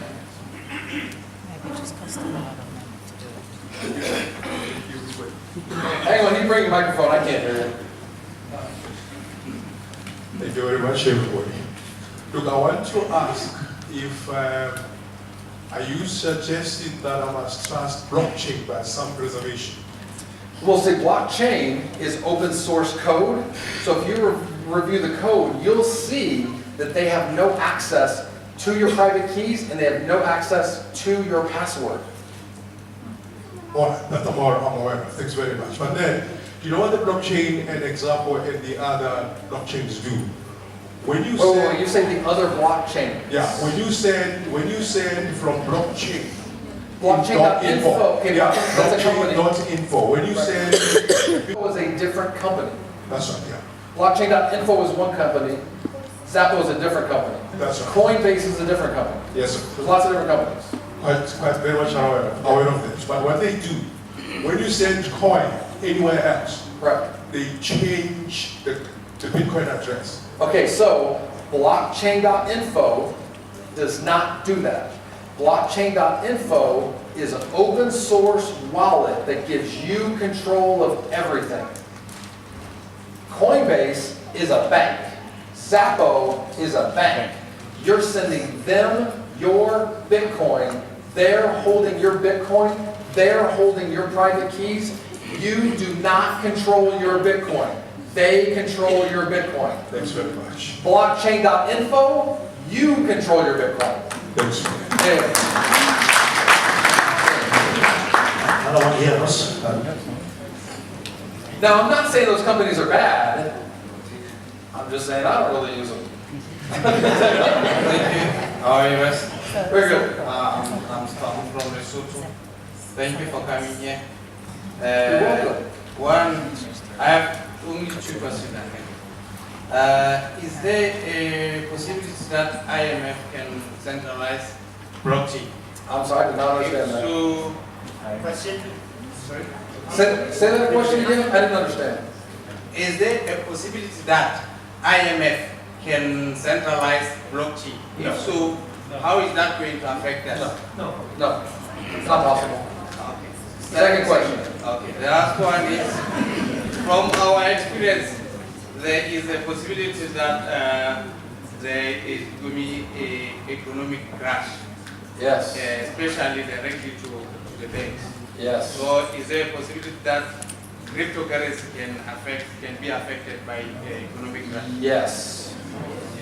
Cryptocurrency will be affected massively if there's an economic crash. What will happen is it'll go through the roof.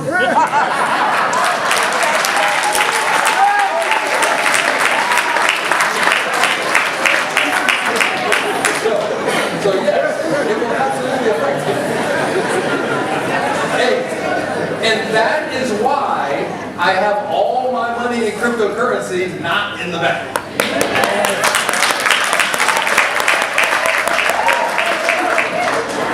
Yes. Hi. Just a quick one. I read up somewhere, and I've also heard of a couple of radio interviews, that there's a whole lot of traditional investors that are actually discouraging investment in Bitcoin and running away from it. Now, what do you think it is that they know that we don't, or what do you think it is that we don't know that they don't? Well, it's what we know that they don't know.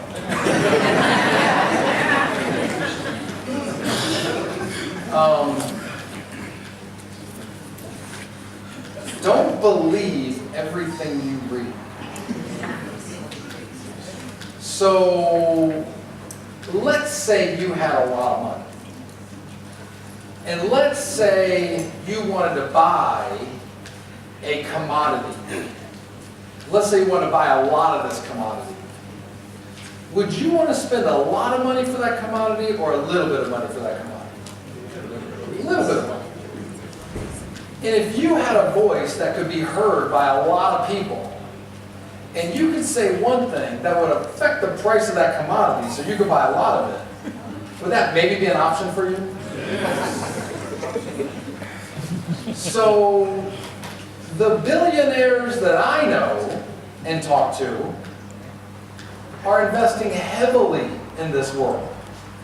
And if you look at the Bitcoin venture capital, it is literally the world's richest, smartest people. Every single bank. Visa, MasterCard, NASDAQ, New York Stock Exchange, Goldman Sachs, JP Morgan, all of them. So if there's a guy that goes, I don't think it's good. Again, I dropped out of the 11th grade when I was 19. I'm a high school dropout. I'm a long-haired electrician. That's my path. That's my history. But I'm not that dumb to see that if something went from 10 cents to $2,500 and the amount of transactions a day keep going up like that, and all the richest, smartest people keep investing their money, I just think it doesn't make sense when one guy says, I think it's bad. So don't believe everything you hear, because it could be that one guy going, it's bad, it's bad, it's bad, hurry up, bye, bye, bye, bye, bye. I'm just saying, like, I just look at facts and math, you know, just, this is telling me one thing, and one guy saying something else, just, maybe he's right, I don't know. Yes, another one here. Yeah. Yes. Welcome back in South Africa, Russ. Thank you. I've just got a question about the 30-day delay on compounding. Now, Yes. we all know Einstein is philosophy, 8 wonder of the world, compounding is the world's greatest wonder. Right. By doing that, we're losing out on a little bit of compounding during the Yeah, money. so basically what happened was, and I'll go through this, and again, not my fault, your fault.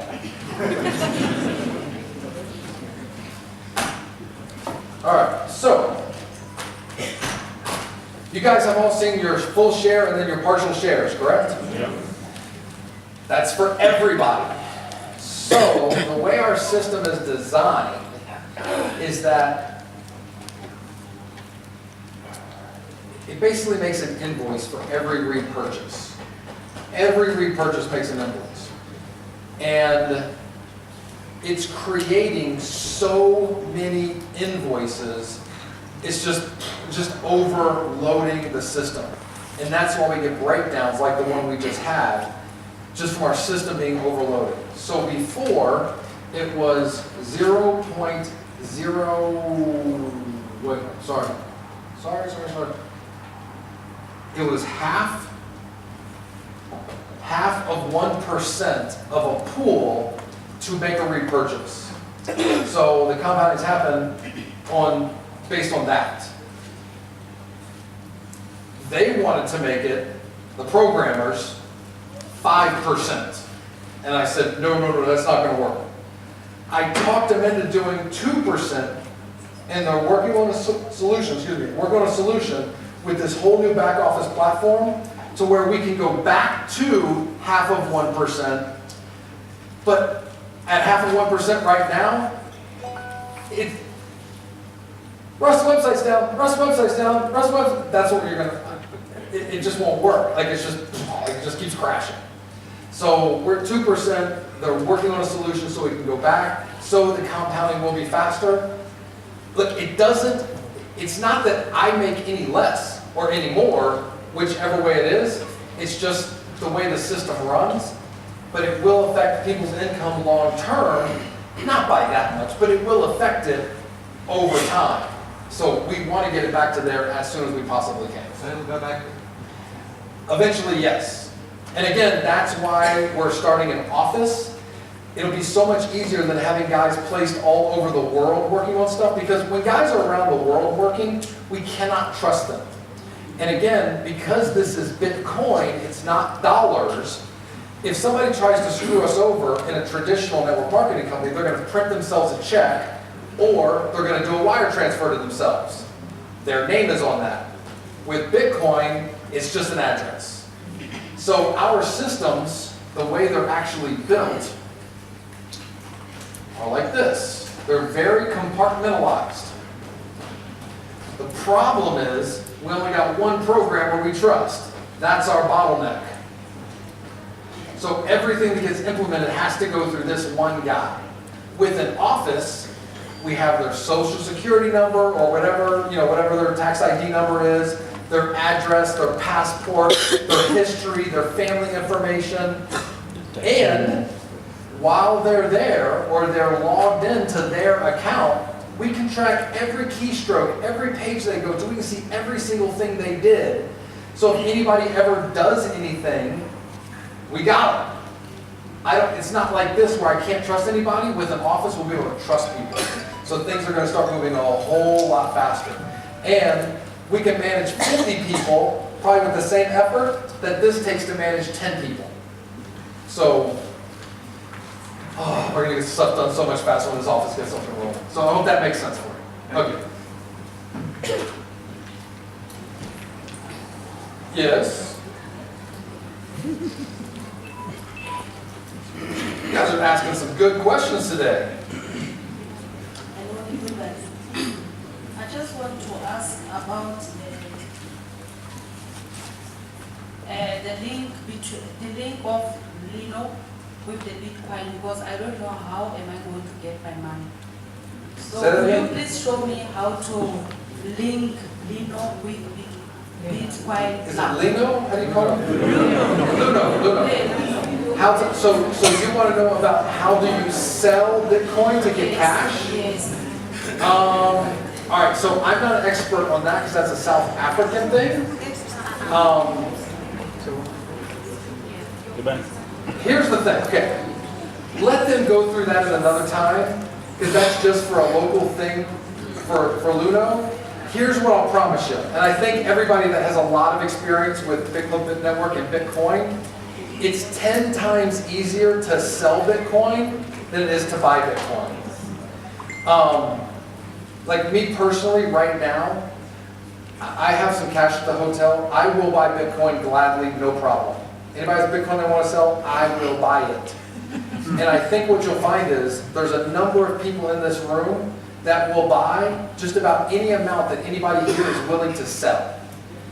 The selling is easy. It's the buying that's actually a little bit complicated. So don't worry about the selling part, I promise you. That's going to be the easy part. In fact, my business partner in the US, he finally just sold some. They asked him to sell them. These guys asked him to sell them Bitcoin. They said, we'll pay 5% extra. He said, no. 7%, no. 10%, no. We'll pay 15% extra. He's like, fine, bring me the cash. So people are begging to buy Bitcoin. Don't worry about selling, I promise you. You won't have a problem. And I thought of something else I was going to cover, now I forgot. Sorry, I'll think of it. Question back there. Yeah. Question back there? Russ, I just want to ask, if we say Bitclub Network mining is the 6th biggest mining company in the world, what does that really mean? And then the other 5, what are they doing better than us? Are we looking to be number 1, and is that important? Good question. So, if you go to blockchain.info and then go to the mining pool stats, we'll go look at that for a minute. So, if you look at one of the biggest operations, they're called F2 Pool. F2 Pool actually owns 0 mining equipment, none. But they're one of the biggest pools. So setting up a pool is actually very complicated and expensive. Our pool, we have about 15, that's actually about 30 servers. 15 are real servers, 15 are decoys, so a total of 15 servers, or a total of 30 servers. And so F2 Pool has a really strong pool. So in China, different people that own their own equipment, they just put their power to F2 Pool, and F2 Pool takes a little percentage of everything that's mined, and they make money. So you could say F2 Pool is bigger than us, but they don't own anything, so really they're not bigger than us. Ant Pool, here, just put right in here. So F2 Pool, Ant Pool, they are owned by Bitmain. So Bitmain makes all the S9 ant miners. So if you went to Bitmain and bought whatever, $5, $10, $20 million worth of equipment, said, I don't know how to run this, can you run it for me? They'll say, sure, no problem. So they'll run it for you, they'll put that power through Ant Pool, and they'll take a percentage of everything you mine because you're using their pool. So Bitmain does run some of their own equipment, but most of it is from what they sold to other people. Now, I don't know exactly which are the ones that own all of their own equipment and which ones are just pools with other people going through.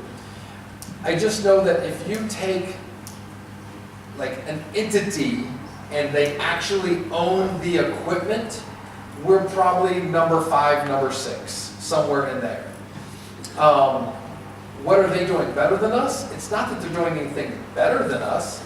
They just have access to the equipment better than we have access to it. You find me more equipment to buy this minute, I'll buy it this minute. We want to buy more. The problem is that Bitmain sells to all of these people, and they can't say no to us all the time and yes to somebody else all the time, and they can't say yes to somebody else all the time. And no. So we're going to get a share of all the equipment built, but it has to go around. So these rich guys that are making a ton of money from Bitcoin mining, because it's never been more profitable to mine Bitcoin than right now. This is the most profitable time to mine Bitcoin. And so everybody wants more. Everybody wants more. when Bitcoin was $200, and I'm telling everybody about Bitcoin, they're like, oh, it was at 1,200, now it's at 200. Something's wrong. I'm like, no, there's nothing wrong. This is the time to be involved. We can make a lot of Bitcoin. Come on, come on, come on. Nah, something's wrong. Now it's 2,500. Russ, I want to get in. I'm like, what? Why didn't you listen to me when it was 200? I thought something was wrong. And now that it's, okay, nothing's wrong. So right now it's like everybody wants to get involved. So it's just hard. It's not that we're doing something not as good as somebody else. They're just taking all the money they're making and reinvesting. Like, they just keep reinvesting, reinvesting, reinvesting. Everybody in Bitcoin mining believes in the long-term viability of Bitcoin. Everybody involved in Bitcoin mining thinks Bitcoin is going to be 10,000, 20,000, 50,000, 100,000. Everybody wants to have the most equipment running, because the more equipment you have running, the more money you make. And so that's why we can't jump ahead of anybody, because literally everybody's growing at the same pace. What's crazy? If they would let Bitclub Network buy as fast as we wanted to buy, by the end of next year, we will be #1, no questions asked. Just because of our growth. I mean, it's just, look at our growth. Nobody else, there's no billionaire that can keep up with the money that we can raise as a group. Does that make sense? A billionaire could literally put $1 billion in. But if you take, okay, watch this, watch this. I went from 12 million, 17, 30, 20, 45. So 1, 2, 3, 4 months later, I did almost 4 times more volume, correct? 4x. If we keep this up, you understand 4 months later is September, so that would put me at 180 million. January's the next 4x. That would put us at 720 million in January. Guess what? Your billionaire ran out of money. Right? So that's what I mean. Like, and that's why we're trying to figure out, like, do we need to slow this thing down? Like, we're looking at buying power plants, because this is what's happening right now. So that's why I said earlier, we're probably going to have to stop selling Bitcoin mining equipment and do only GPUs. We're looking for other revenue streams to also add into this, because that cannot be kept up with. I mean, then we're going to be at 1.5 billion. And how do you do 2 billion in a month? What are we going to do? Like, we can't do that. So that's what I'm saying. I'm trying to get all the big money people, like, no big money, just regular people.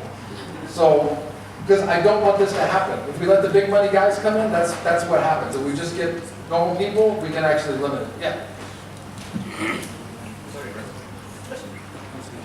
I just wanted to know, looking at the Bitclub mining pool, it's been having jitters for the past couple of months. Is that because of the new equipment upgrade? Yes and no. So Bitfury, all of our, so if you go to bitclubpool.com,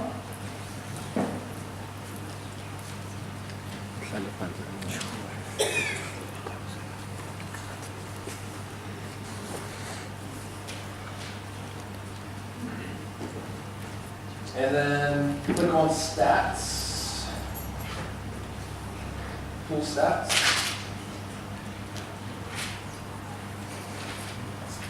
So all of our equipment with Bitmain, and we get compensated for everything. So our contract with Bitmain and with Bitfury is we buy the equipment, but you guarantee this much hash rate all of the time. So when it comes time to pay our $2 million in electric and maintenance fees, we're going to be like, you owe us a little more than $2 million. So it's not good what's going on here. They're working on the fixes, but we get compensated for everything. So we'll actually still keep getting paid, even though it's not showing here, but right now we should have, I believe it's 300 petahash running all the time, and we've only been having like 140, 170. Sometimes you'll see it jump up to almost 300 petahash, and then all of a sudden it gets knocked off again. So they're working on the solutions. Obviously, they're trying to make it work. But you've noticed Bit Fury was normally really high on the chart, and they've been really low on the chart, because it's not just our power, it's their power also that's been affected. So, yeah. Good question. I always tell everybody, like my business partner Matt and other guys, I'm like, you guys don't understand. These people watch this stuff. Like, I'm like, fix it. Yeah. So, yes? Any dates on CoinPay launch? Realistic, okay, CoinPay. So CoinPay, everybody's excited about it. Nobody wants it to launch more than me. So imagine this building is CoinPay. The structure is done. It works. We can actually go on, do invoices, pay the invoices, have them show us paid, like the whole thing actually works. And my programmers, they say, Russ, it's done. I'm like, okay. I walk into a business, walk me through how I explain to them CoinPay, have them sign up to use it, set the whole thing up, all being very simple, like a fourth grader can understand it, and run through the whole thing. Oh, well, that's not ready yet. Then it's not done. Again, that's why we're going to have an office. I know where to go to put my foot in somebody's butt. So, I believe first of the year, everything's going to be smooth 100%. It actually works, and it's awesome. Like, there's nothing like it. Like, we have something really special with that, but it's not a very smooth, seamless, simple thing to walk into a business and just, like, doesn't work. So realistically, first of the year.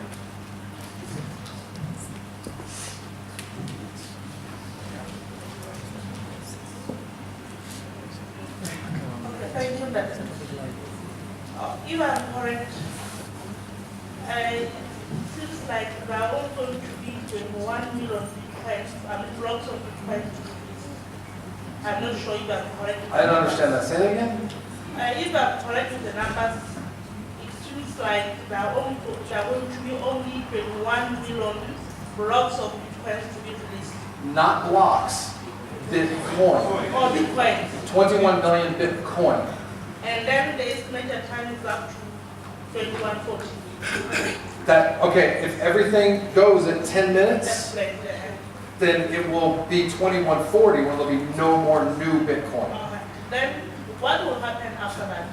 I explained at the very first thing. That is what I want to ask. Okay, so that's what I was saying. Because of the fees. Yes. Remember earlier? We got new Bitcoin and we got fees. There's less and less new Bitcoin over time until there's zero new Bitcoin. But there's more and more people using Bitcoin over time. So even little half a cent, if you have as many as Visa and MasterCard right now, that'd be $1 million every 10 minutes that go into the block of Bitcoin. So even though there'll be no more new Bitcoin, there'll still be fees for the transactions, so there will still be mining forever. Yeah.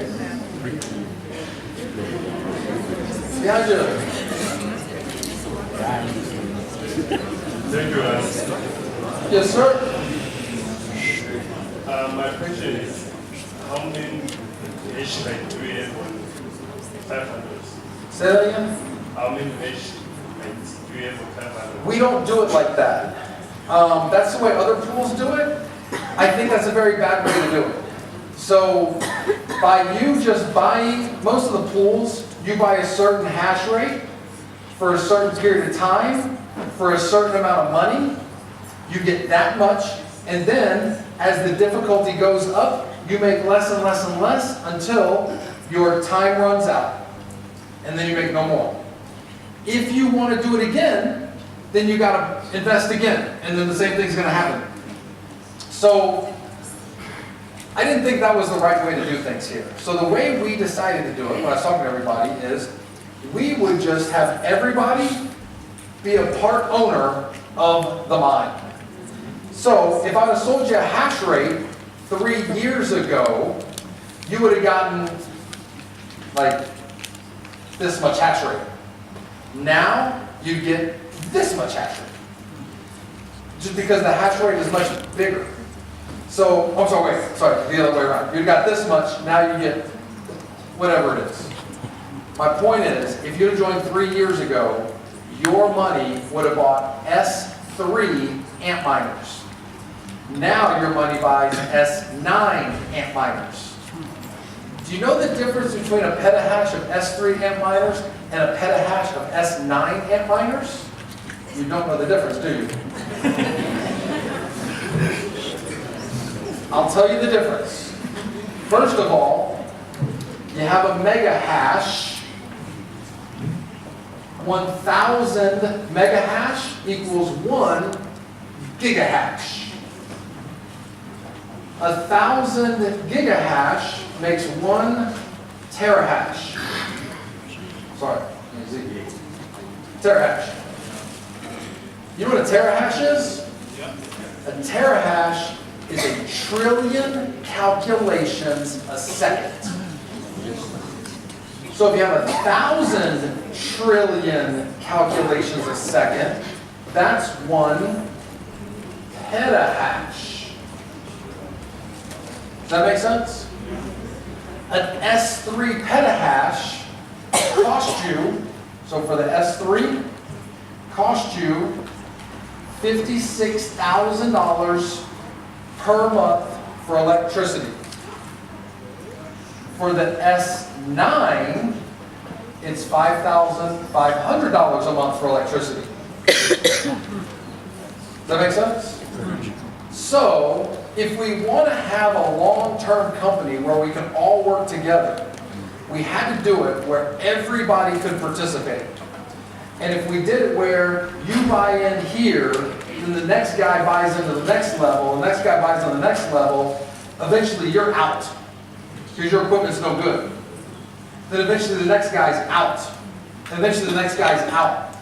That works okay if you're just selling, but when we're building teams and network marketing, we got to do something that's long term. So I just thought it'd be better if we just all buy into the mine. And we all just have a share of it. You're 500, and this guy's 500. You have so many days, he has so many days. And the only way to make it fair is that if you came in here, you have to take some of your money and put back in to buy the next generation equipment. And that guy has to put back in and buy the next generation equipment. Where with all the other Bitcoin mining pools, you could invest one time and just make what you make, let it run to the ground, and then you're done with it. But we're all networkers. We want residual income. So instead of making people buy on their own, we did it automatically. So that way we could build residual income into this.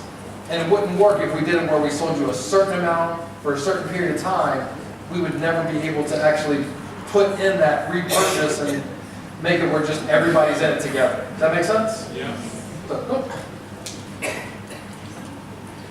Next question. Thank you. If I don't want to repurchase after 1,000 days, can I just take my money and go?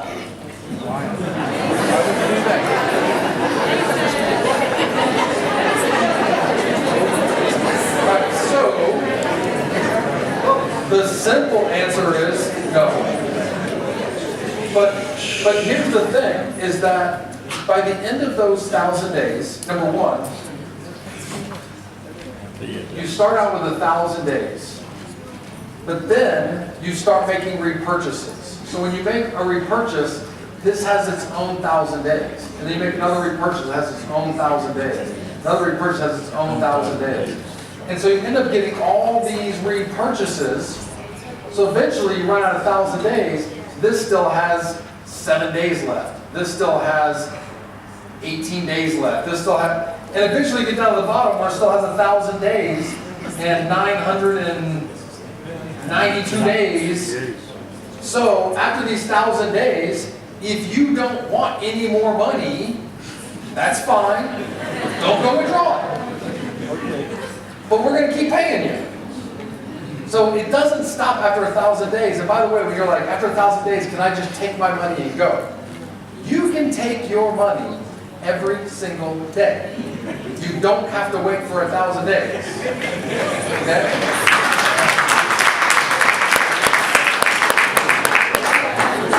We literally pay you every single day, and you can withdraw every single day. We get about 1,000 withdrawal requests every single day. Every day. Anybody here not been paid? Anybody? I didn't think so. Yeah. Good afternoon, everyone. Thank you, Russ, for coming and giving this opportunity to the African child, which was not handled by the government. So big ups to you for that. My question is, since some of us are able to afford buying a pool, what plans do you have for those that cannot afford to buy a pool? So, all right. And if the guy is here that asked me this the other day, or actually a couple weeks ago, I apologize. All right, so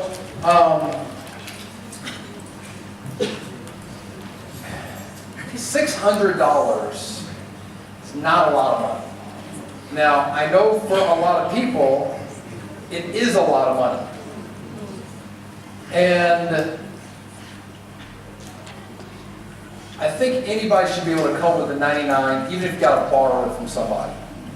If you come with a 99, you can actually start sponsoring people really fast.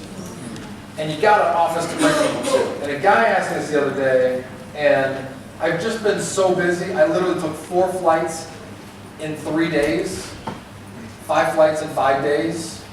I've been so busy here recently, like the past month or so. And a guy asked me, he goes, Russ, you said you'd help somebody if they were working, and I will. So the guy said, he might even be here, so I apologize I didn't get this handled, I apologize. I was in a network marketing company many years ago. I had no money when I joined, but it was one of those companies you could join like for free, then start building, but if you didn't have an order in by the last day of the month, you did not get paid. So when I went to this company to check them out and take a look at them, I was very impressed, and they had a newsletter. Now this was before the days of the internet. This was back fax machine days. And so they had a newsletter. So when they would send out the product every month, they would have this like 6-page newsletter they would put in the box of products. And I said, and they would do writings about people that were having success. And I said, what's the fastest anyone ever made platinum in this company? He said, 90 days. I said, if I do it in my first 30 days, will you do a big write-up about me in the magazine? He goes, yes, I will. I was like, what's the fastest anybody ever made diamond? And he goes, 5 months. I said, if I do that my second month, will you do another write-up about me? And he goes, sure, no problem. So the first month, I make platinum. 2 days before the end of the month, I call my upline, his name's Paul, and I called him and I said, hey man, did you see what I did? He's like, dude, you broke the company record, you're freaking amazing. I said, did you see that I don't have an order? I don't have any money. Is there any way you can cover my auto ship for me? What do you think he said? No problem! I got the company record holder, platinum, in my downline. I'll do anything I can to help you. So I didn't ask like what's going to happen. I just went to work. Somebody goes to work and wants to better themselves. Again, I'm only here for one reason, help people up. Somebody goes to work and takes this serious, I would love to help them out. But as far as having a package, like a real package for $100, that'll never happen. The reason is those are the complainers and I can't have them.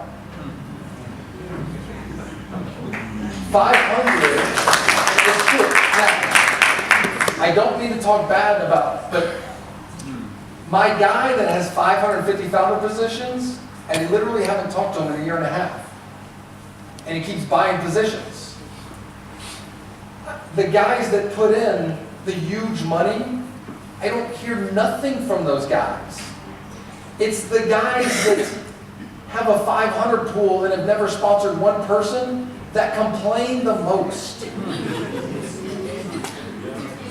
And if I let $100 people just come roaming free, I'd have to hire a whole room full of customer service reps to deal with the $100 people that never sponsored one person.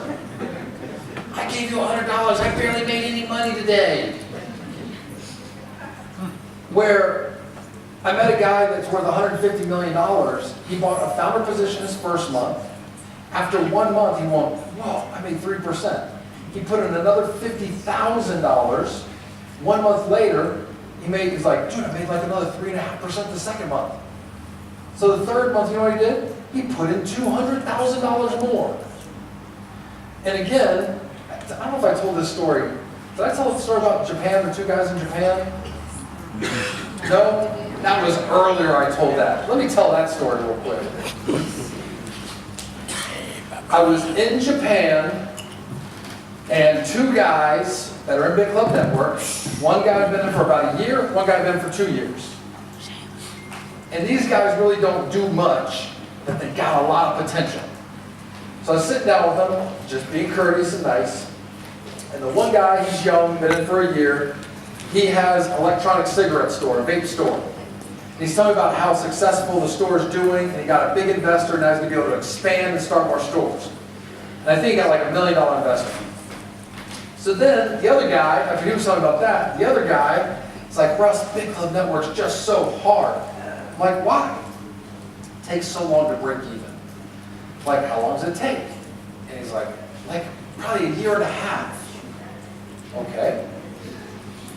Mr. Vape Store, your guy that's giving you $1 million, he breaks even in a year, right?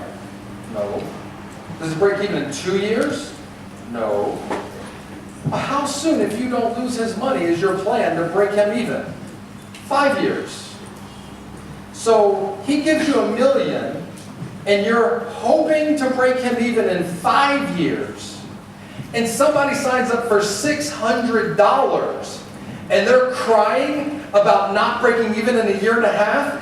Excuse me.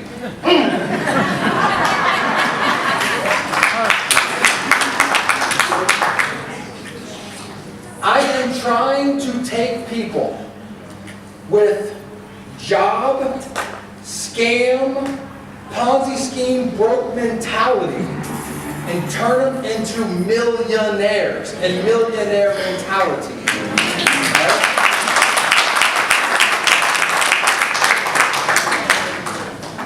So, yes, I want to help people that go to work and take this serious. At the same time, I can't just let anybody come in for $100. It would just create havoc with this whole thing. We would bring in numbers, and the numbers are not good numbers, to be honest with you. Yes? Good evening, guys.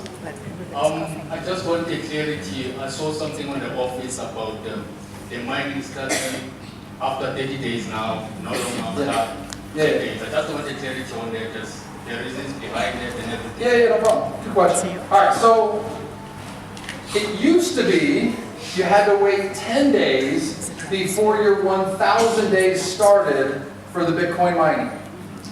And now we're moving to 30 days before your 1,000 days starts. If you go to Bitmain or Bitfury, right now, if you go to Bitmain and you say, I got $5 million, I'd like Bitcoin mining equipment, they're going to tell you it's probably going to take you about 4 months to get it. It's going to take you 6 months. We've been letting people come in and pay them in 10 days. When we got started, we were small. We could buy little amounts and get it in 10 days. Times are different now. They're just completely different. You have to buy huge quantities and you have to wait a minimum of 60 days. We're talking about right now, it's the most profitable time ever to buy Bitcoin mining equipment. People do not want to give it to us. I'm having to choke them. But we're getting it. But 10 days is not realistic. 30 days is not realistic, but I'm doing 30 days anyways. Now, that's our official statement on why we're doing it. The unofficial statement, I'm hoping some people won't join.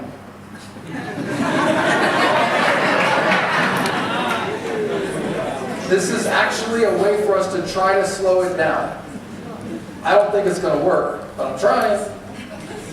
So, again, I don't know any companies that are trying to slow down. We're actually trying to slow down a little bit. So, realistically, again, if you buy $5 million worth of equipment, you cannot get the equipment in 30 days. So, why would you be able to get it with us faster? But we're doing it in 30 days anyways. So that is a fair thing. At the same time, I am hoping some people that have the MLM mentality, the scam mentality, 30 days, they'll start paying me 1% tomorrow. Okay, go. When you lose your money, I'll see you later. You'll be back. Look, I got guys begging me to help them get involved in Bitclub Network. I'm like, dude, I told you about this 2.5 years ago. I'm busy. Please, please, please. I did a training 6 months ago downstairs. Now look at it. What's going to happen 6 months from now? We're busy. Yes. Okay, thank you, Russ. I just want to know if I can enroll somebody in America in Bitclub Network. I'm asking this because I tried to enroll someone. Yes. And he said, no, we don't use networks in here. So Correct. if that's so, why? And if yes, please explain how do I do it? So, the official answer is no, and I'll explain why. Have you ever heard of a network marketing company called Vima? Yes. Heard of Vima? Vima is a 10-year-old company with stacks of science in their products. Products taste good, they are good, I think they got awesome products. Some of my friends were in Vima from the very, very, very beginning, helped Vima start. Some of these guys are making $1 million, $2 million, $3 million a year in Vima. And then one day, arbitrarily, the US government just walks in, says, you're closed down. Puts a sticker on the door, says you're shut down, turn it all off. My friends went from making $2 million a year to making zero. Then Vima had to go to court and fight with the US government about if what they were doing was legal or not. Here's what's messed up about that situation. There is no legal compensation plan in America. There's no, I mean, Amway is the only company in 1971, which is the year I was born. Amway is the only one that said, okay, you have a legal business model. No, they said, Amway, you have a legal business. That's it. There is no other diagram in the US to say, this is legal, this is not legal. That doesn't exist. The government just decides, let's go shut them down. So we only have one priority here, and that's keeping everybody's money safe. That's it. So the US market was like 3% of our sales. But going forward, if we get super big, I think realistically, 95% chance of liability. If anything ever did happen, 95% chance because of the US. I got billionaires, I got guys that make $1 million a month in network marketing that wanted to join Bitclub, and they were like, look, only way we'll join Bitclub Network and to build Bitclub Network is if you shut down the US. I said, seriously? Like, seriously. Done. So no, you can't join in the US. But let's say you like to gamble. And let's say you like to gamble online. I don't recommend it. That's your choice, not mine. I don't like gambling online, but you might like it. And your favorite thing is to play the slot machines online. If you live in the US, that is illegal for you to do. And if you go to a website where you can gamble online, it's actually going to come up and say, sorry, you live in the US, it's illegal from a free country, illegal for you to do this. So you're not allowed. So they got these things called VPNs, virtual private networks, where you could get one of those set up on your computer, and it would make it look like your computer was in South Africa or Mexico or wherever else in the world. You could then log on to that gambling website and gamble illegally, because the website would think that your computer was in South Africa or Mexico or wherever else. And that website has no way of telling the difference. So, are there people that have joined from the US since we stopped taking people from the US? Yes, but there's no way that Bitclub Network could know, because they're using a VPN, which we can't stop anybody from doing that, even though we tell people don't do it. If that makes sense. Yes? Thank you. I think one of the most attractive features with Bitclub Network would be the residual income. Yes. So now with the GPU mining, let's call it coming mainstream. Yep. Now that there will be a permanent feature. Yep. The question is, will we still then get the residual bonus from the GPU mining? No, because there's no repurchases on the GPUs. And I shouldn't say no, I should say maybe. Because, okay, people are still going to be able to buy the Bitcoin mining equipment. We just might stop selling it all the time. When we get it, you'll have a chance to buy it. It'll just probably sell out really fast. Now, the Bitcoin mining equipment is an automatic repurchase. GPUs, you have to repurchase on your own. So you will be able to buy more, but it's not forced on you. You'll have to do it yourself. So maybe you'll get some residual. People are buying more of it. But it's not going to be forced, and I wish we could force it. There's just no way to do it. So it's none. Yeah, and I got one back there. Russ, let me just first of all say thank you very much for having come here to come and enlighten most of us. We're in the dark and very ignorant about this opportunity. And quite sincerely, we want to say thank you for that. Thank you. My question is, now you being the brainchild of this organization. There's a few of us actually. I'm just the guy standing in front of you. Yes, you being the brainchild of this organization that we love so much, and seeing the light at the end of the tunnel.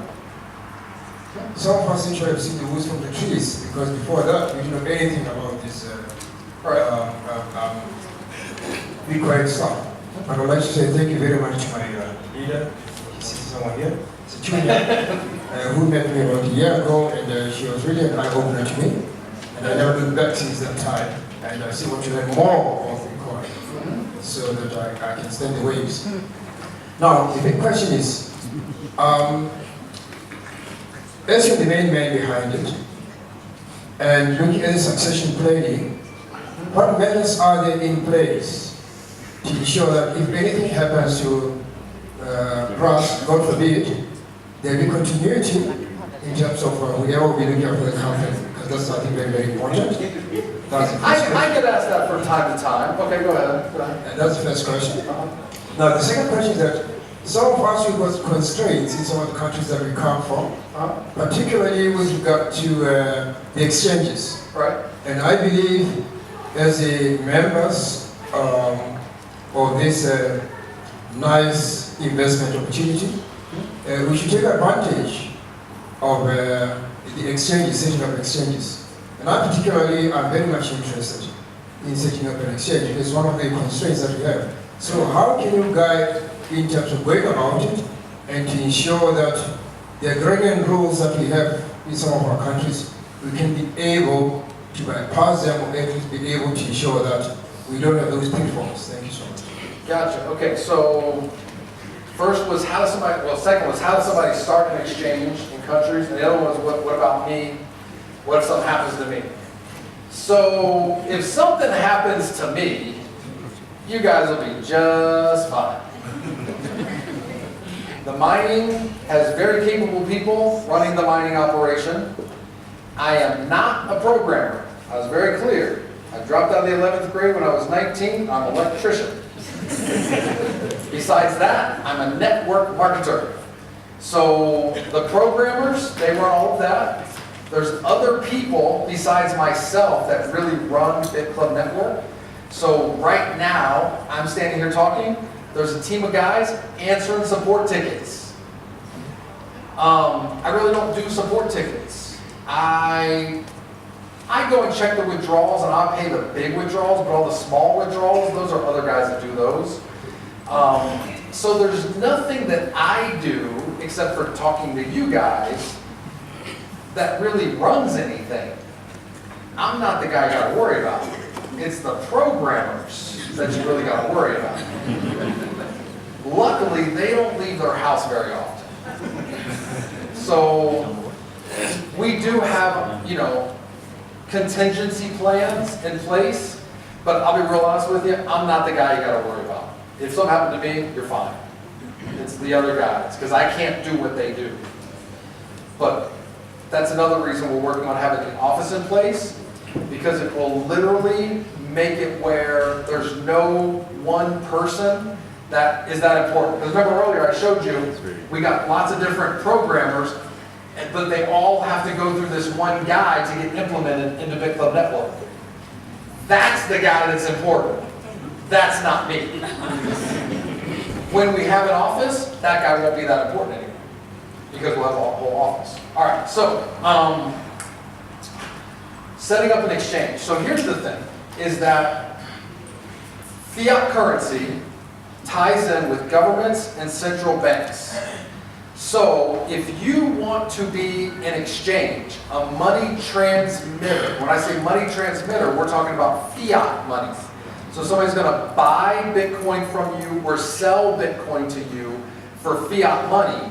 If you're going to take wires and send wires, every country's different, but they all have a stack of regulations to make sure that terrorism is not in place, fraud's not in place, that money laundering's not in place. Like, there's so many regulations. People ask, like, why don't we do that? Because we have members, and so, no thank you. Too much work and headache. That's why there's not more of them. Coinbase has raised, like, I don't know, way over $100 million in funding. And you're talking about some of the elite people from US business, stock markets, and government all running Coinbase. And they're trying to do everything legit. That's why people are like, oh, Coinbase. I'm like, dude, that is a bank. It's literally a bank, because they're touching fiat money. I don't want to touch fiat money. If you want to touch fiat money, whatever country you're in, hire a team of lawyers, because it's going to be a long, drawn-out, expensive process, because you're touching fiat money. And that's why Bitclub Network, like, we were like, what? It makes sense. Let's just don't ever touch fiat money. 100% Bitcoin in and out, no problems. Fiat money, if you've ever had a merchant account, tell me you had a merchant account and you never had a problem. Liar. Merchant accounts are problems. Banks are problems. Fiat money, problem. So you can do it. I wouldn't even know where to begin. Except for to tell you, hire a team of lawyers and figure out what you got to do for that country. So, sorry I didn't give you a better answer. Yeah. I just want to get back to the GPU mining. So can members then buy partial shares themselves? I don't know. That's a good question. I don't think so. I'll find out about that. And I'll find out if that's possible for us to do. Like, I don't think we're doing that. I'll find out if we can do that, because if people do want to do more, that might be a good idea. And buy with the currency that they're mining? Okay, so let me go through that real quick.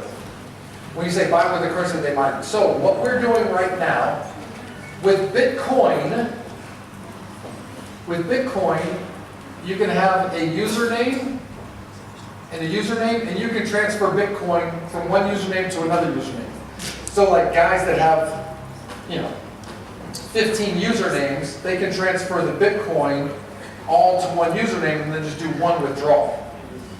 So what we're doing is we're setting that up for Ethereum, Monero, Ethereum Classic, Zcash, where you can transfer all to one and just do one withdrawal.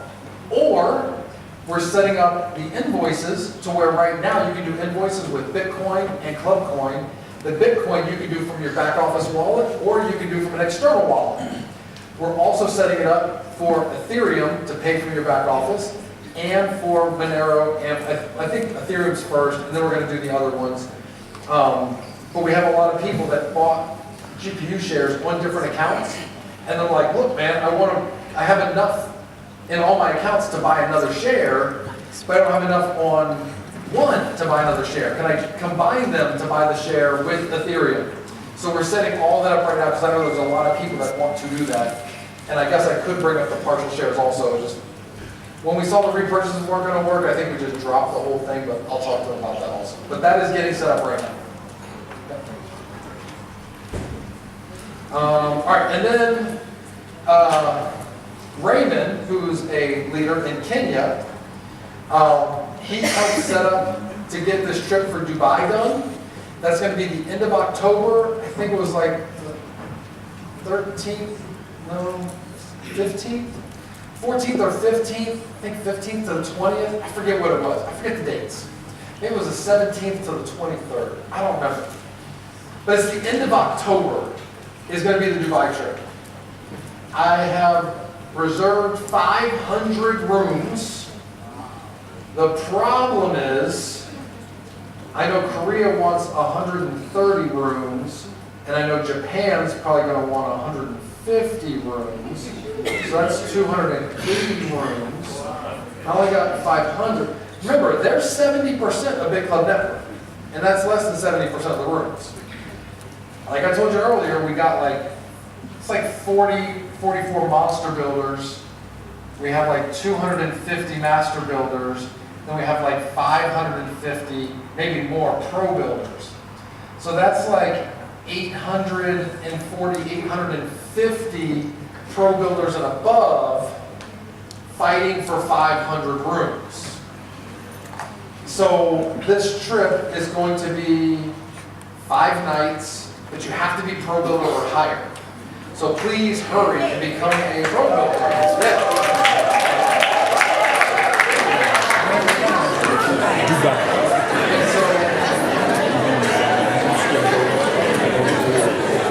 So I don't know how soon we're going to open that up, probably sometime in the next 2 weeks.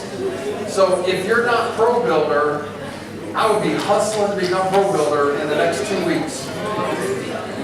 I promise you, every single person in this room has the ability to be a pro builder in the next 2 weeks. I promise you that. If you sign up today, you can be pro builder in the next 2 weeks. I have people that made pro builder their first day. They just got on the phone and just cranked it out. All right, question? Yes? Russ, I just want to ask about the mining farm. We hear about the mining farm in Iceland. Yep. Do we have more mining farms, or is that just one? And if it's the only one, what happens if it catches fire or anything like that? Just explain there, please. Okay, as far as that place catching fire, it's the #2 rated data center in the world. Less than 5% of the equipment in this place is for Bitcoin mining. 95% is Fortune 100 companies, like BMW's equipment is there, top insurance companies, banks. That's where their stuff is hosted. Everything's insured, so I mean that is the last thing I worry about when I sleep at night. Burn Global, where we just went, and in fact, pull up that website for me. What is it? MyRig, MYRIG.online. So this facility has about 40% of our Bitcoin mining equipment and about 3% of our GPU equipment. Then about 60% of our equipment is with Bitfury. So that's at their facility in Georgia. So 2 different facilities there.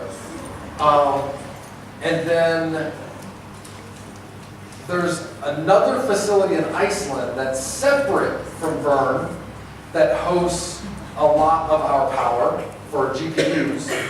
Then we have a facility in Sweden that's literally being built out right now. In that facility, we have $23.5 million worth of equipment getting installed in that facility right now. And that facility is giant. When that is done, we're going to do a whole thing there because it is impressive. I mean, it is giant. So the GPUs, that will be expanding all over the world. We have another facility, 2 facilities in China that also have GPUs going in them. And then there's another facility that's in Romania that we have a ton going into. So we've already purchased a ton of GPU equipment that we're waiting on getting installed right now. And it's going to be enough equipment that literally will be covered for months.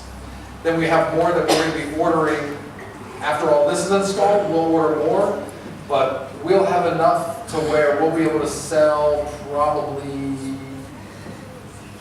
$65 to $70 million more of GPU mining equipment that we haven't sold yet, that we haven't even tried to sell yet because it's not hooked up yet. So we're good. We're good. Oh yes, here it is. Yeah, so that's the mining facility in Iceland. What you can't tell from these pictures is that the wind is blowing in there. It's like, and it's really. So yeah, so this is the facility.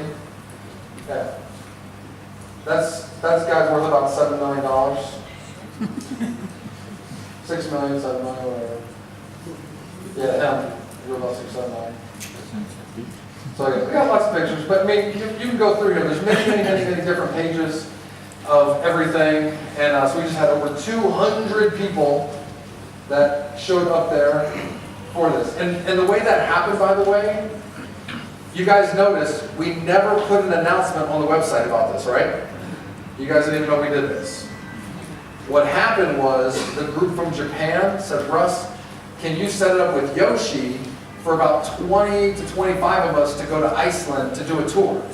And I said, sure, no problem. So we set it up, and I said, Al, I'm going to go too. They're like, perfect. So I told Joe, and Joe was like, hey, I'm going to go. And Joe's like, hey, I'm going to invite a couple people. I was like, no problem. So I told David, and David's like, hey, can I invite a couple people? I said, sure, no problem. I told another monster builder I was going, he goes, hey, can I go? I said, sure, no problem. He goes, can I invite a couple people? I said, sure, no problem. So me telling just a handful of people, and them saying, can I go, can I tell a couple people, literally over 200 people just showed up. So I ordered 4 buses, 4 giant buses, and then I told everybody that I was staying at the Hilton, and I said the buses are going to be there at 9:30, don't be late. Not one person missed the bus. I was very impressed. Every single person was there by 9:30 in a little tiny cold town in Iceland, so it was awesome. And that just happened literally by accident. So don't worry, we'll go back to different places like Sweden and Iceland, places like that. Yes? Yeah. You said that electricity is an issue because of the cost. Not because of the cost, really.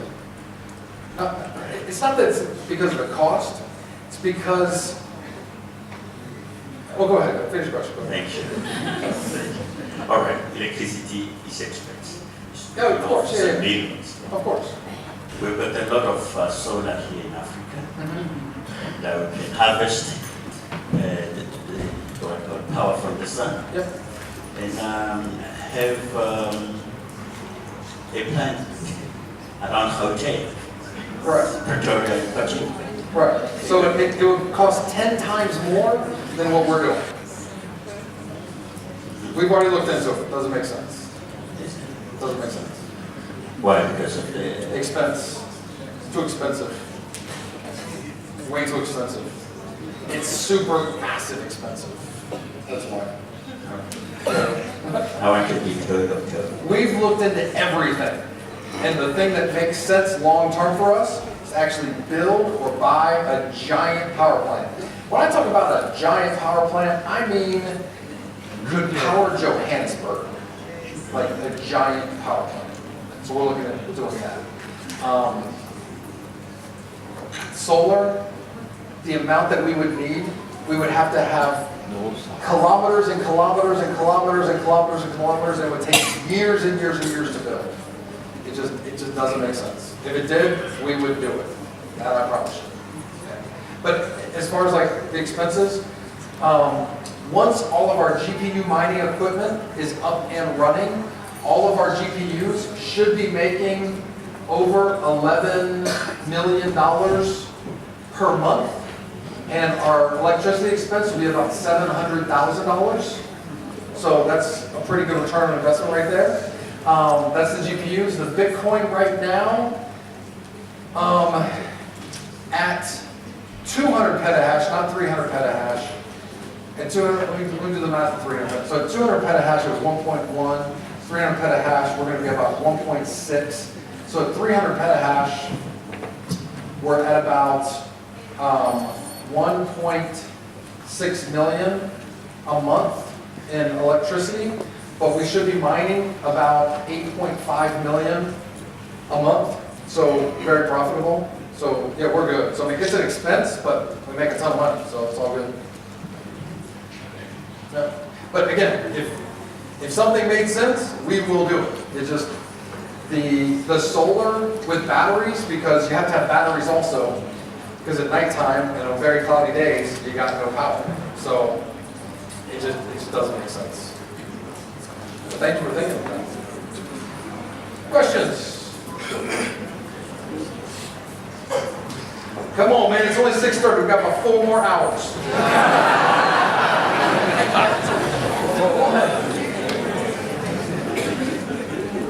Do you know how many times I've sat in a restaurant with like 5, 6, 7 people from 7 or 8 o'clock at night and then gone till 2 or 3 in the morning? Many times. Just pretend it's like 6 or 7 of us. We're just hanging out chatting. Hi, Russ, just for clarity, just in case I didn't hear you well. The 30-day waiting period before one starts mining, is it already in effect? Yes and no. Okay. Yes, is what that said, but last night I was like, hey man, give them an extra day just in case, because we had some problems this week. So extend it 1 day. They're like, all right, no problem. So actually today, if you do it, it's only 10 days. Tomorrow it'll be 30 days, because I actually just told them, hey, extend it 1 day. Okay. Because I knew there'd be some people that'd be like, but Russ. So I just, without telling anybody, it actually got extended 1 day. So you better sign. Yep. He's come with a microphone. On the same note, Russ? Yep. On the same note of 30 days, there are some people our downliners that signed up already. They are members. Right. We have not yet bought their shares. And I would like to know, will they fall into the category of 30 days? Or should... If they buy today, it'll be 10 days. If they buy tomorrow, it'll be 30 days. Now, by the way, let's be really clear. Again, we gotta break the Ponzi scheme mentality. Yes. This is a long-term investment. We've been going for 3 years. We're just now getting started in doing these big projects. So if somebody's like, oh, I gotta wait 30 days, cool, trying to slow it down. That's what I'm trying to make happen. But the realistic thing that you should be saying to these people is, you're getting paid for years. That's great. 2 years from now, when you're still getting paid, 4 years from now, when you're still getting paid, you're going to let 20 days right now affect you? You knew about this months ago when you didn't join. Now all of a sudden 20 days is an issue? Man, straighten these people up. Look, man, you have something they want. They ain't got something you want. think I care about somebody's couple $100? My plane ticket to come here was $5,000 one way. Dollars, not rand. I mean, dude, do you know how much alligator Louis Vuitton shoes cost?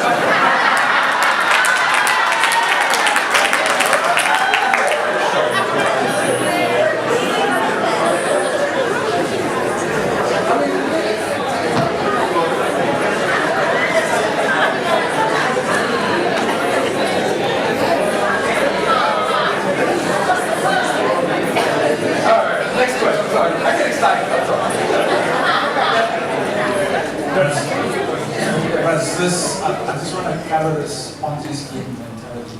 Yes. So, please, people in the room, this is not me, okay? I don't look, my friend. Okay, good. I don't look on the internet to explore Ponzi schemes, any of that's rubbish. Right. I don't look at it. I don't look at it. Okay? I understand. Right. But there have been some investor time people that obviously we spoke to. Yep. And they went on the internet and obviously they saw the stuff that's there. And as far as I understand, every network marketing company in existence has been called a Ponzi or a scam since the beginning of time, including our way. Well, let's go through that. Whoa, so got me lost again. But that's pyramid scheme. Different from Ponzi. Ponzi scheme. Okay. So okay. I mean, I can cover the difference. A lot of people don't know the difference between pyramid scheme and Ponzi scheme. Okay. So that's the one. I'll go through those. I wasn't actually going to ask that question. But that's a good one to cover. Okay. But these particular individuals saw that there was an article that was attacking you personally. Okay. So here's the thing. And I just want to know how must we respond to that? Here's how you respond to it. Okay. Find somebody online that wrote something about me that knows me.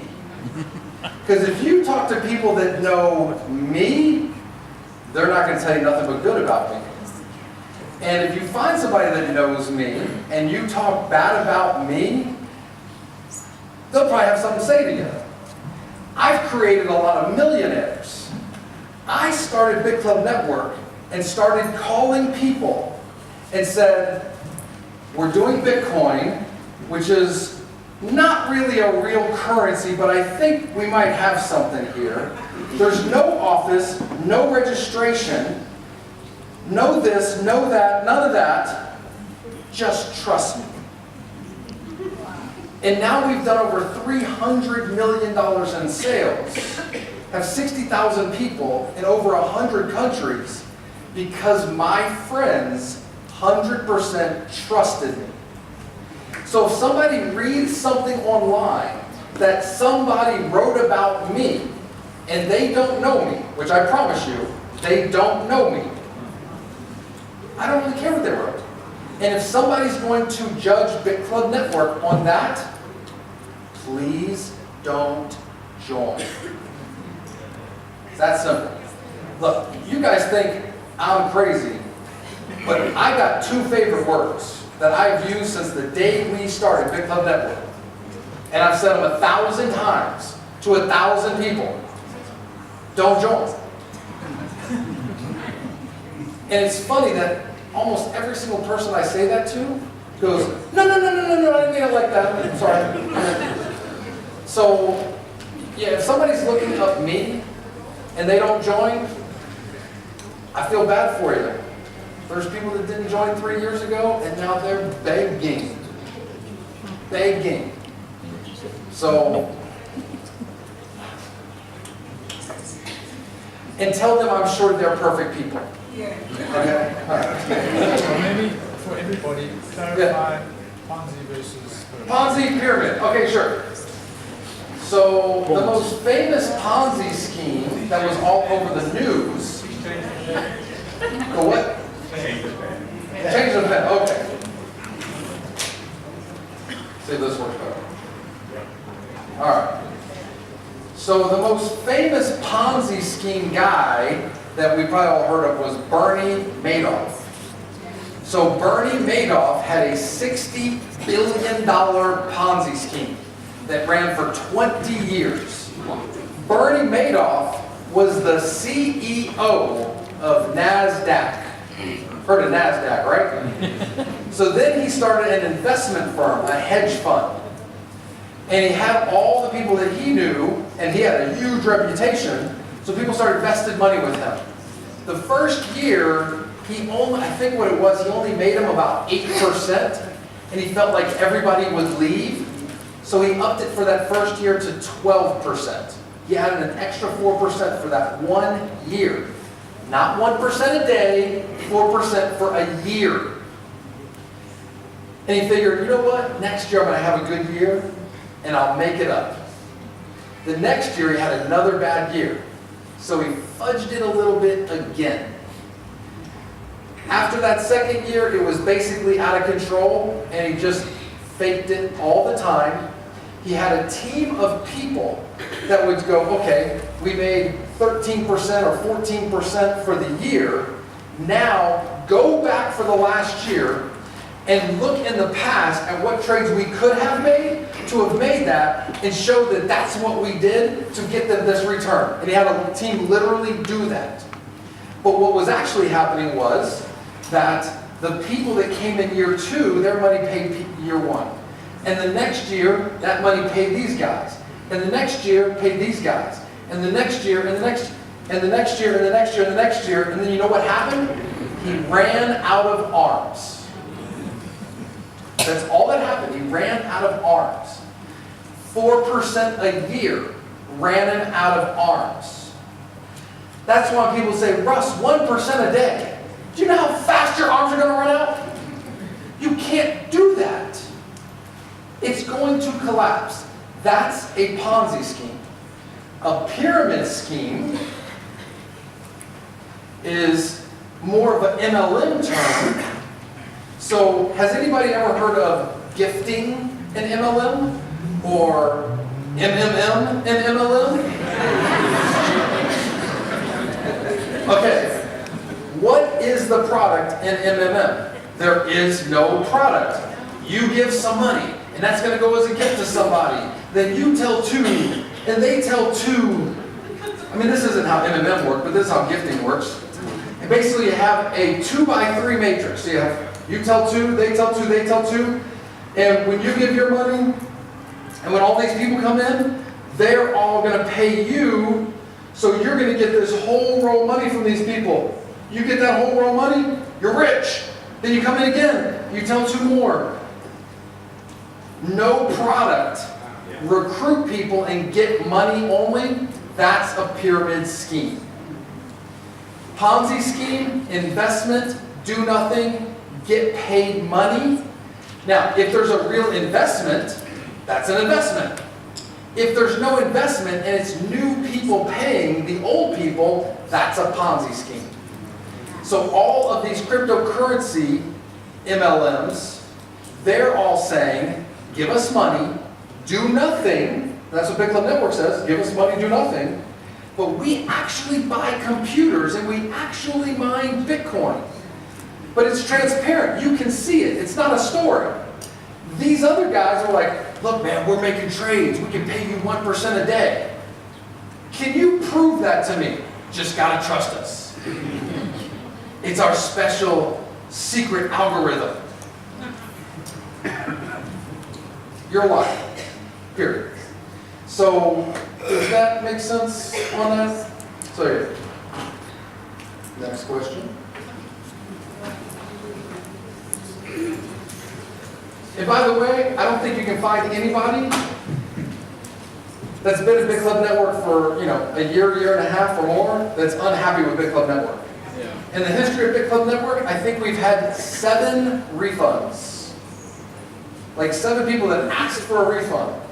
We've actually had a few people that have asked for refunds. We went and looked, and they had gotten out more Bitcoin than they put in. We're like, you got, like, the mining paid you more than you put in. What? You owe us money. So, yeah, actual refunds, been like 7 people. It's like literally nothing. Everybody loves us. Next question. Yes. Yes, Russ. My question is regarding Bitcoin mining and GPU mining. How can you assure the people who started in Bitcoin mining, how can you assure them that as the company is moving towards GPU mining, they say they don't invest in GPU mining, they're still in Bitcoin mining? Yeah. How can you assure them that they are still catered for by the company in terms of Bitcoin mining only? Okay, our equipment is taken care of. All of our equipment is taken care of. What I'm saying is, we're growing too fast. There's only so much equipment that we can buy. We want to buy as much as we can. We do buy as much as we can, but there's going to come a time in the near future where I could see us having to stop taking orders for Bitcoin mining because we just can't get the equipment. It's not that we don't want it. It's not that we're moving on from Bitcoin mining. It's we can't get enough. We're getting too big. So when we do get more, we'll sell it again. Like when I say we're going to stop, I mean like we'd stop for 3 weeks. And then we get more, it's not like we're done with that. That's not what I'm saying at all. Zero. No. We're in this for the long haul. Yeah, no, we're good. And again, this is more profitable now than ever before. Yeah, we're good. Yes? Hi, Russ. On the 30-day issue, you're saying today is basically the last day. Yes. So what happened is from Sunday, me and my team, we registered people and they paid the $99. Right. But they cannot buy. Okay. Do it anyway. So we did write to support and they say they're looking into the $89. So is this 30-day thing going to affect them? Look, they better hurry up. It's not going to happen today though. Well, then, if they don't do it today, if they do it tomorrow, it's 30 days. So now, If it doesn't tomorrow, it's 30 days. but it's not our fault. Do what now? It's support's fault. Yeah. Support can't do nothing. It's a little support guy. What's he gonna do? How do you help us? Buy it today. Okay, in the news, did it say July 1st? Yes. It said July 1st. Yes, it did. So I extended it for July 1st. But I said, don't tell anybody. Because I knew there'd be some accidents where it's like, we thought we had it in on time, but we were 20 minutes late. So I extended it 1 day just to make sure that everybody could get it in, even though we told everybody July 1st. So tell them, hurry up, you got a few more hours.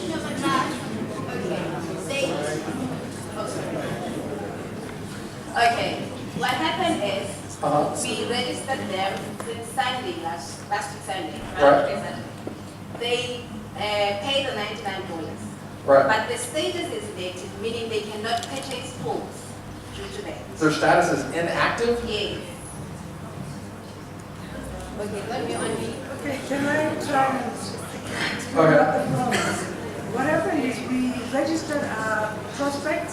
Right. They paid the $99 Right. using their wallet exchange, and Luno confirmed that payment went out. Right. But now on the Bitclub network side, Right. payment does not show as received, meaning that the member is still inactive, although the payment has gone through. Okay, so they probably didn't pay enough, and it was short.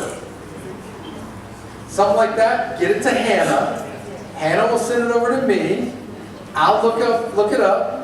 I'll tell you how much it was short, which is probably like 50 cents. You know some of these exchanges, again, you don't control the Bitcoin. Let me say it again for everybody. When you pay an invoice to Bitclub Network, use blockchain.info wallet.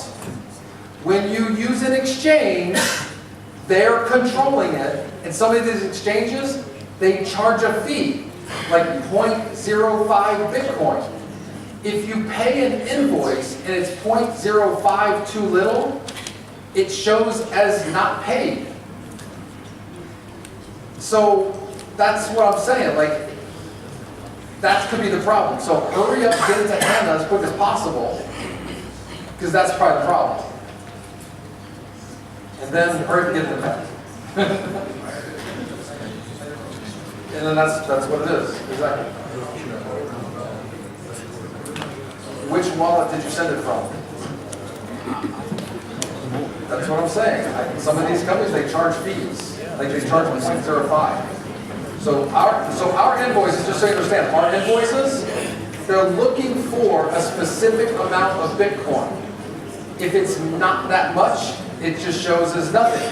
So the invoice won't go through.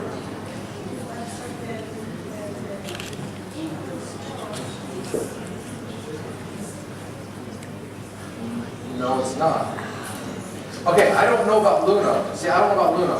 I'll have to look at it. See, something like that, just send to, like, I can't start doing customer support right now. So get it to Hannah. Hannah will get it over to you.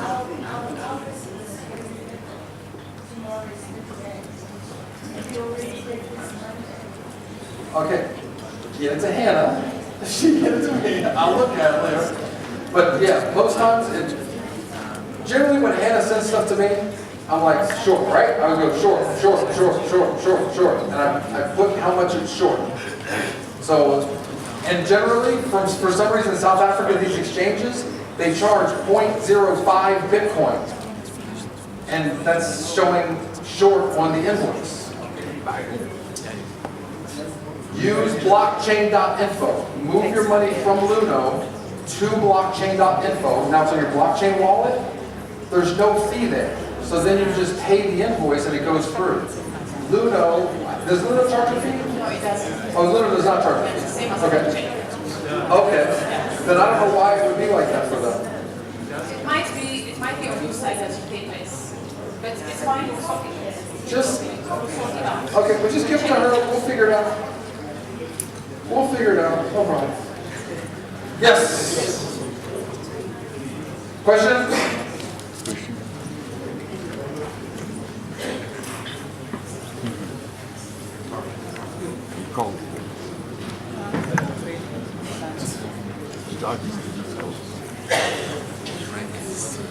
Testing. Go for it.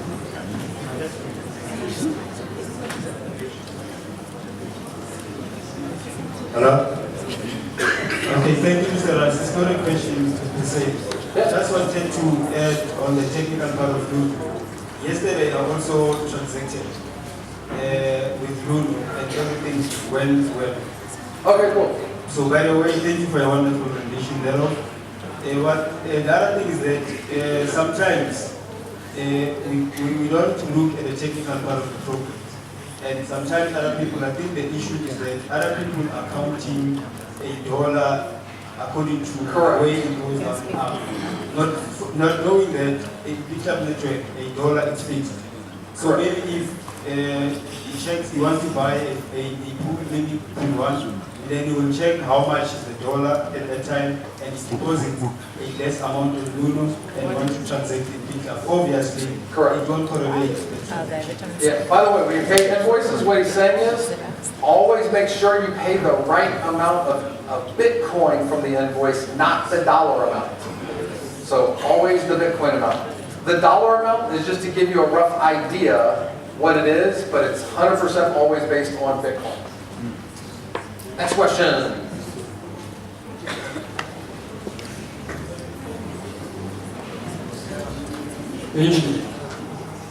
Evening.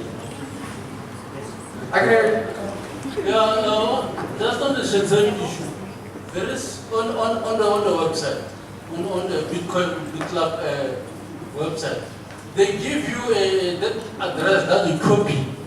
Right. There's an amount that they stated there. They will always copy that amount, we paste it on the Luno side. Yeah. We did the same thing with Madam Lina. The same issue of being inactive. It was on the 27th. And even today, it still says inactive, and we paid for two slots, for two two members there. So I don't know if you're All I know is that every time Hannah sends me one that didn't go through, it's always short. I never get them where it's, oh, they paid the right amount. We just didn't make the invoice go through. Like, generally, they work for everybody. Again, invoices that went through this month, $69.5 million worth of invoices went through this month. So it's not like they're not working. If there's something that happened on something, I mean, we'll get it figured out, we'll get it taken care of. I just don't know of anything that's happening widespread. This is literally the first time I've heard things like this. So I don't know if it's something to do here, but we'll figure it out, don't worry. It'll be fine, I promise. It's funny when the biggest problem is, you're not taking my money. All right, I guess we should finish, right? Yes. Okay. Really? Yes. We need to give you a break now, it's enough. Even though we want to stay even the whole night, right? Okay, so all the technical issues that you guys were mentioning, past 3 days was different. Yeah, I mean, we had a lot of issues that were just because of that particular, reason with the delay and everything. So that's really working now, though. Yeah, so those that are not sorted, we can always sort it out. You guys know what to do, so it's not a problem. I will always send it to him, send it to your uplines, and they will send it and they will sort it out, okay? All right, so this is the end, and let's just give a,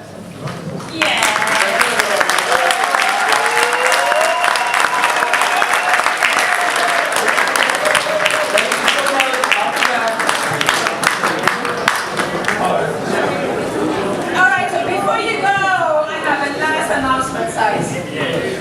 Okay, everything is normal for us for tomorrow.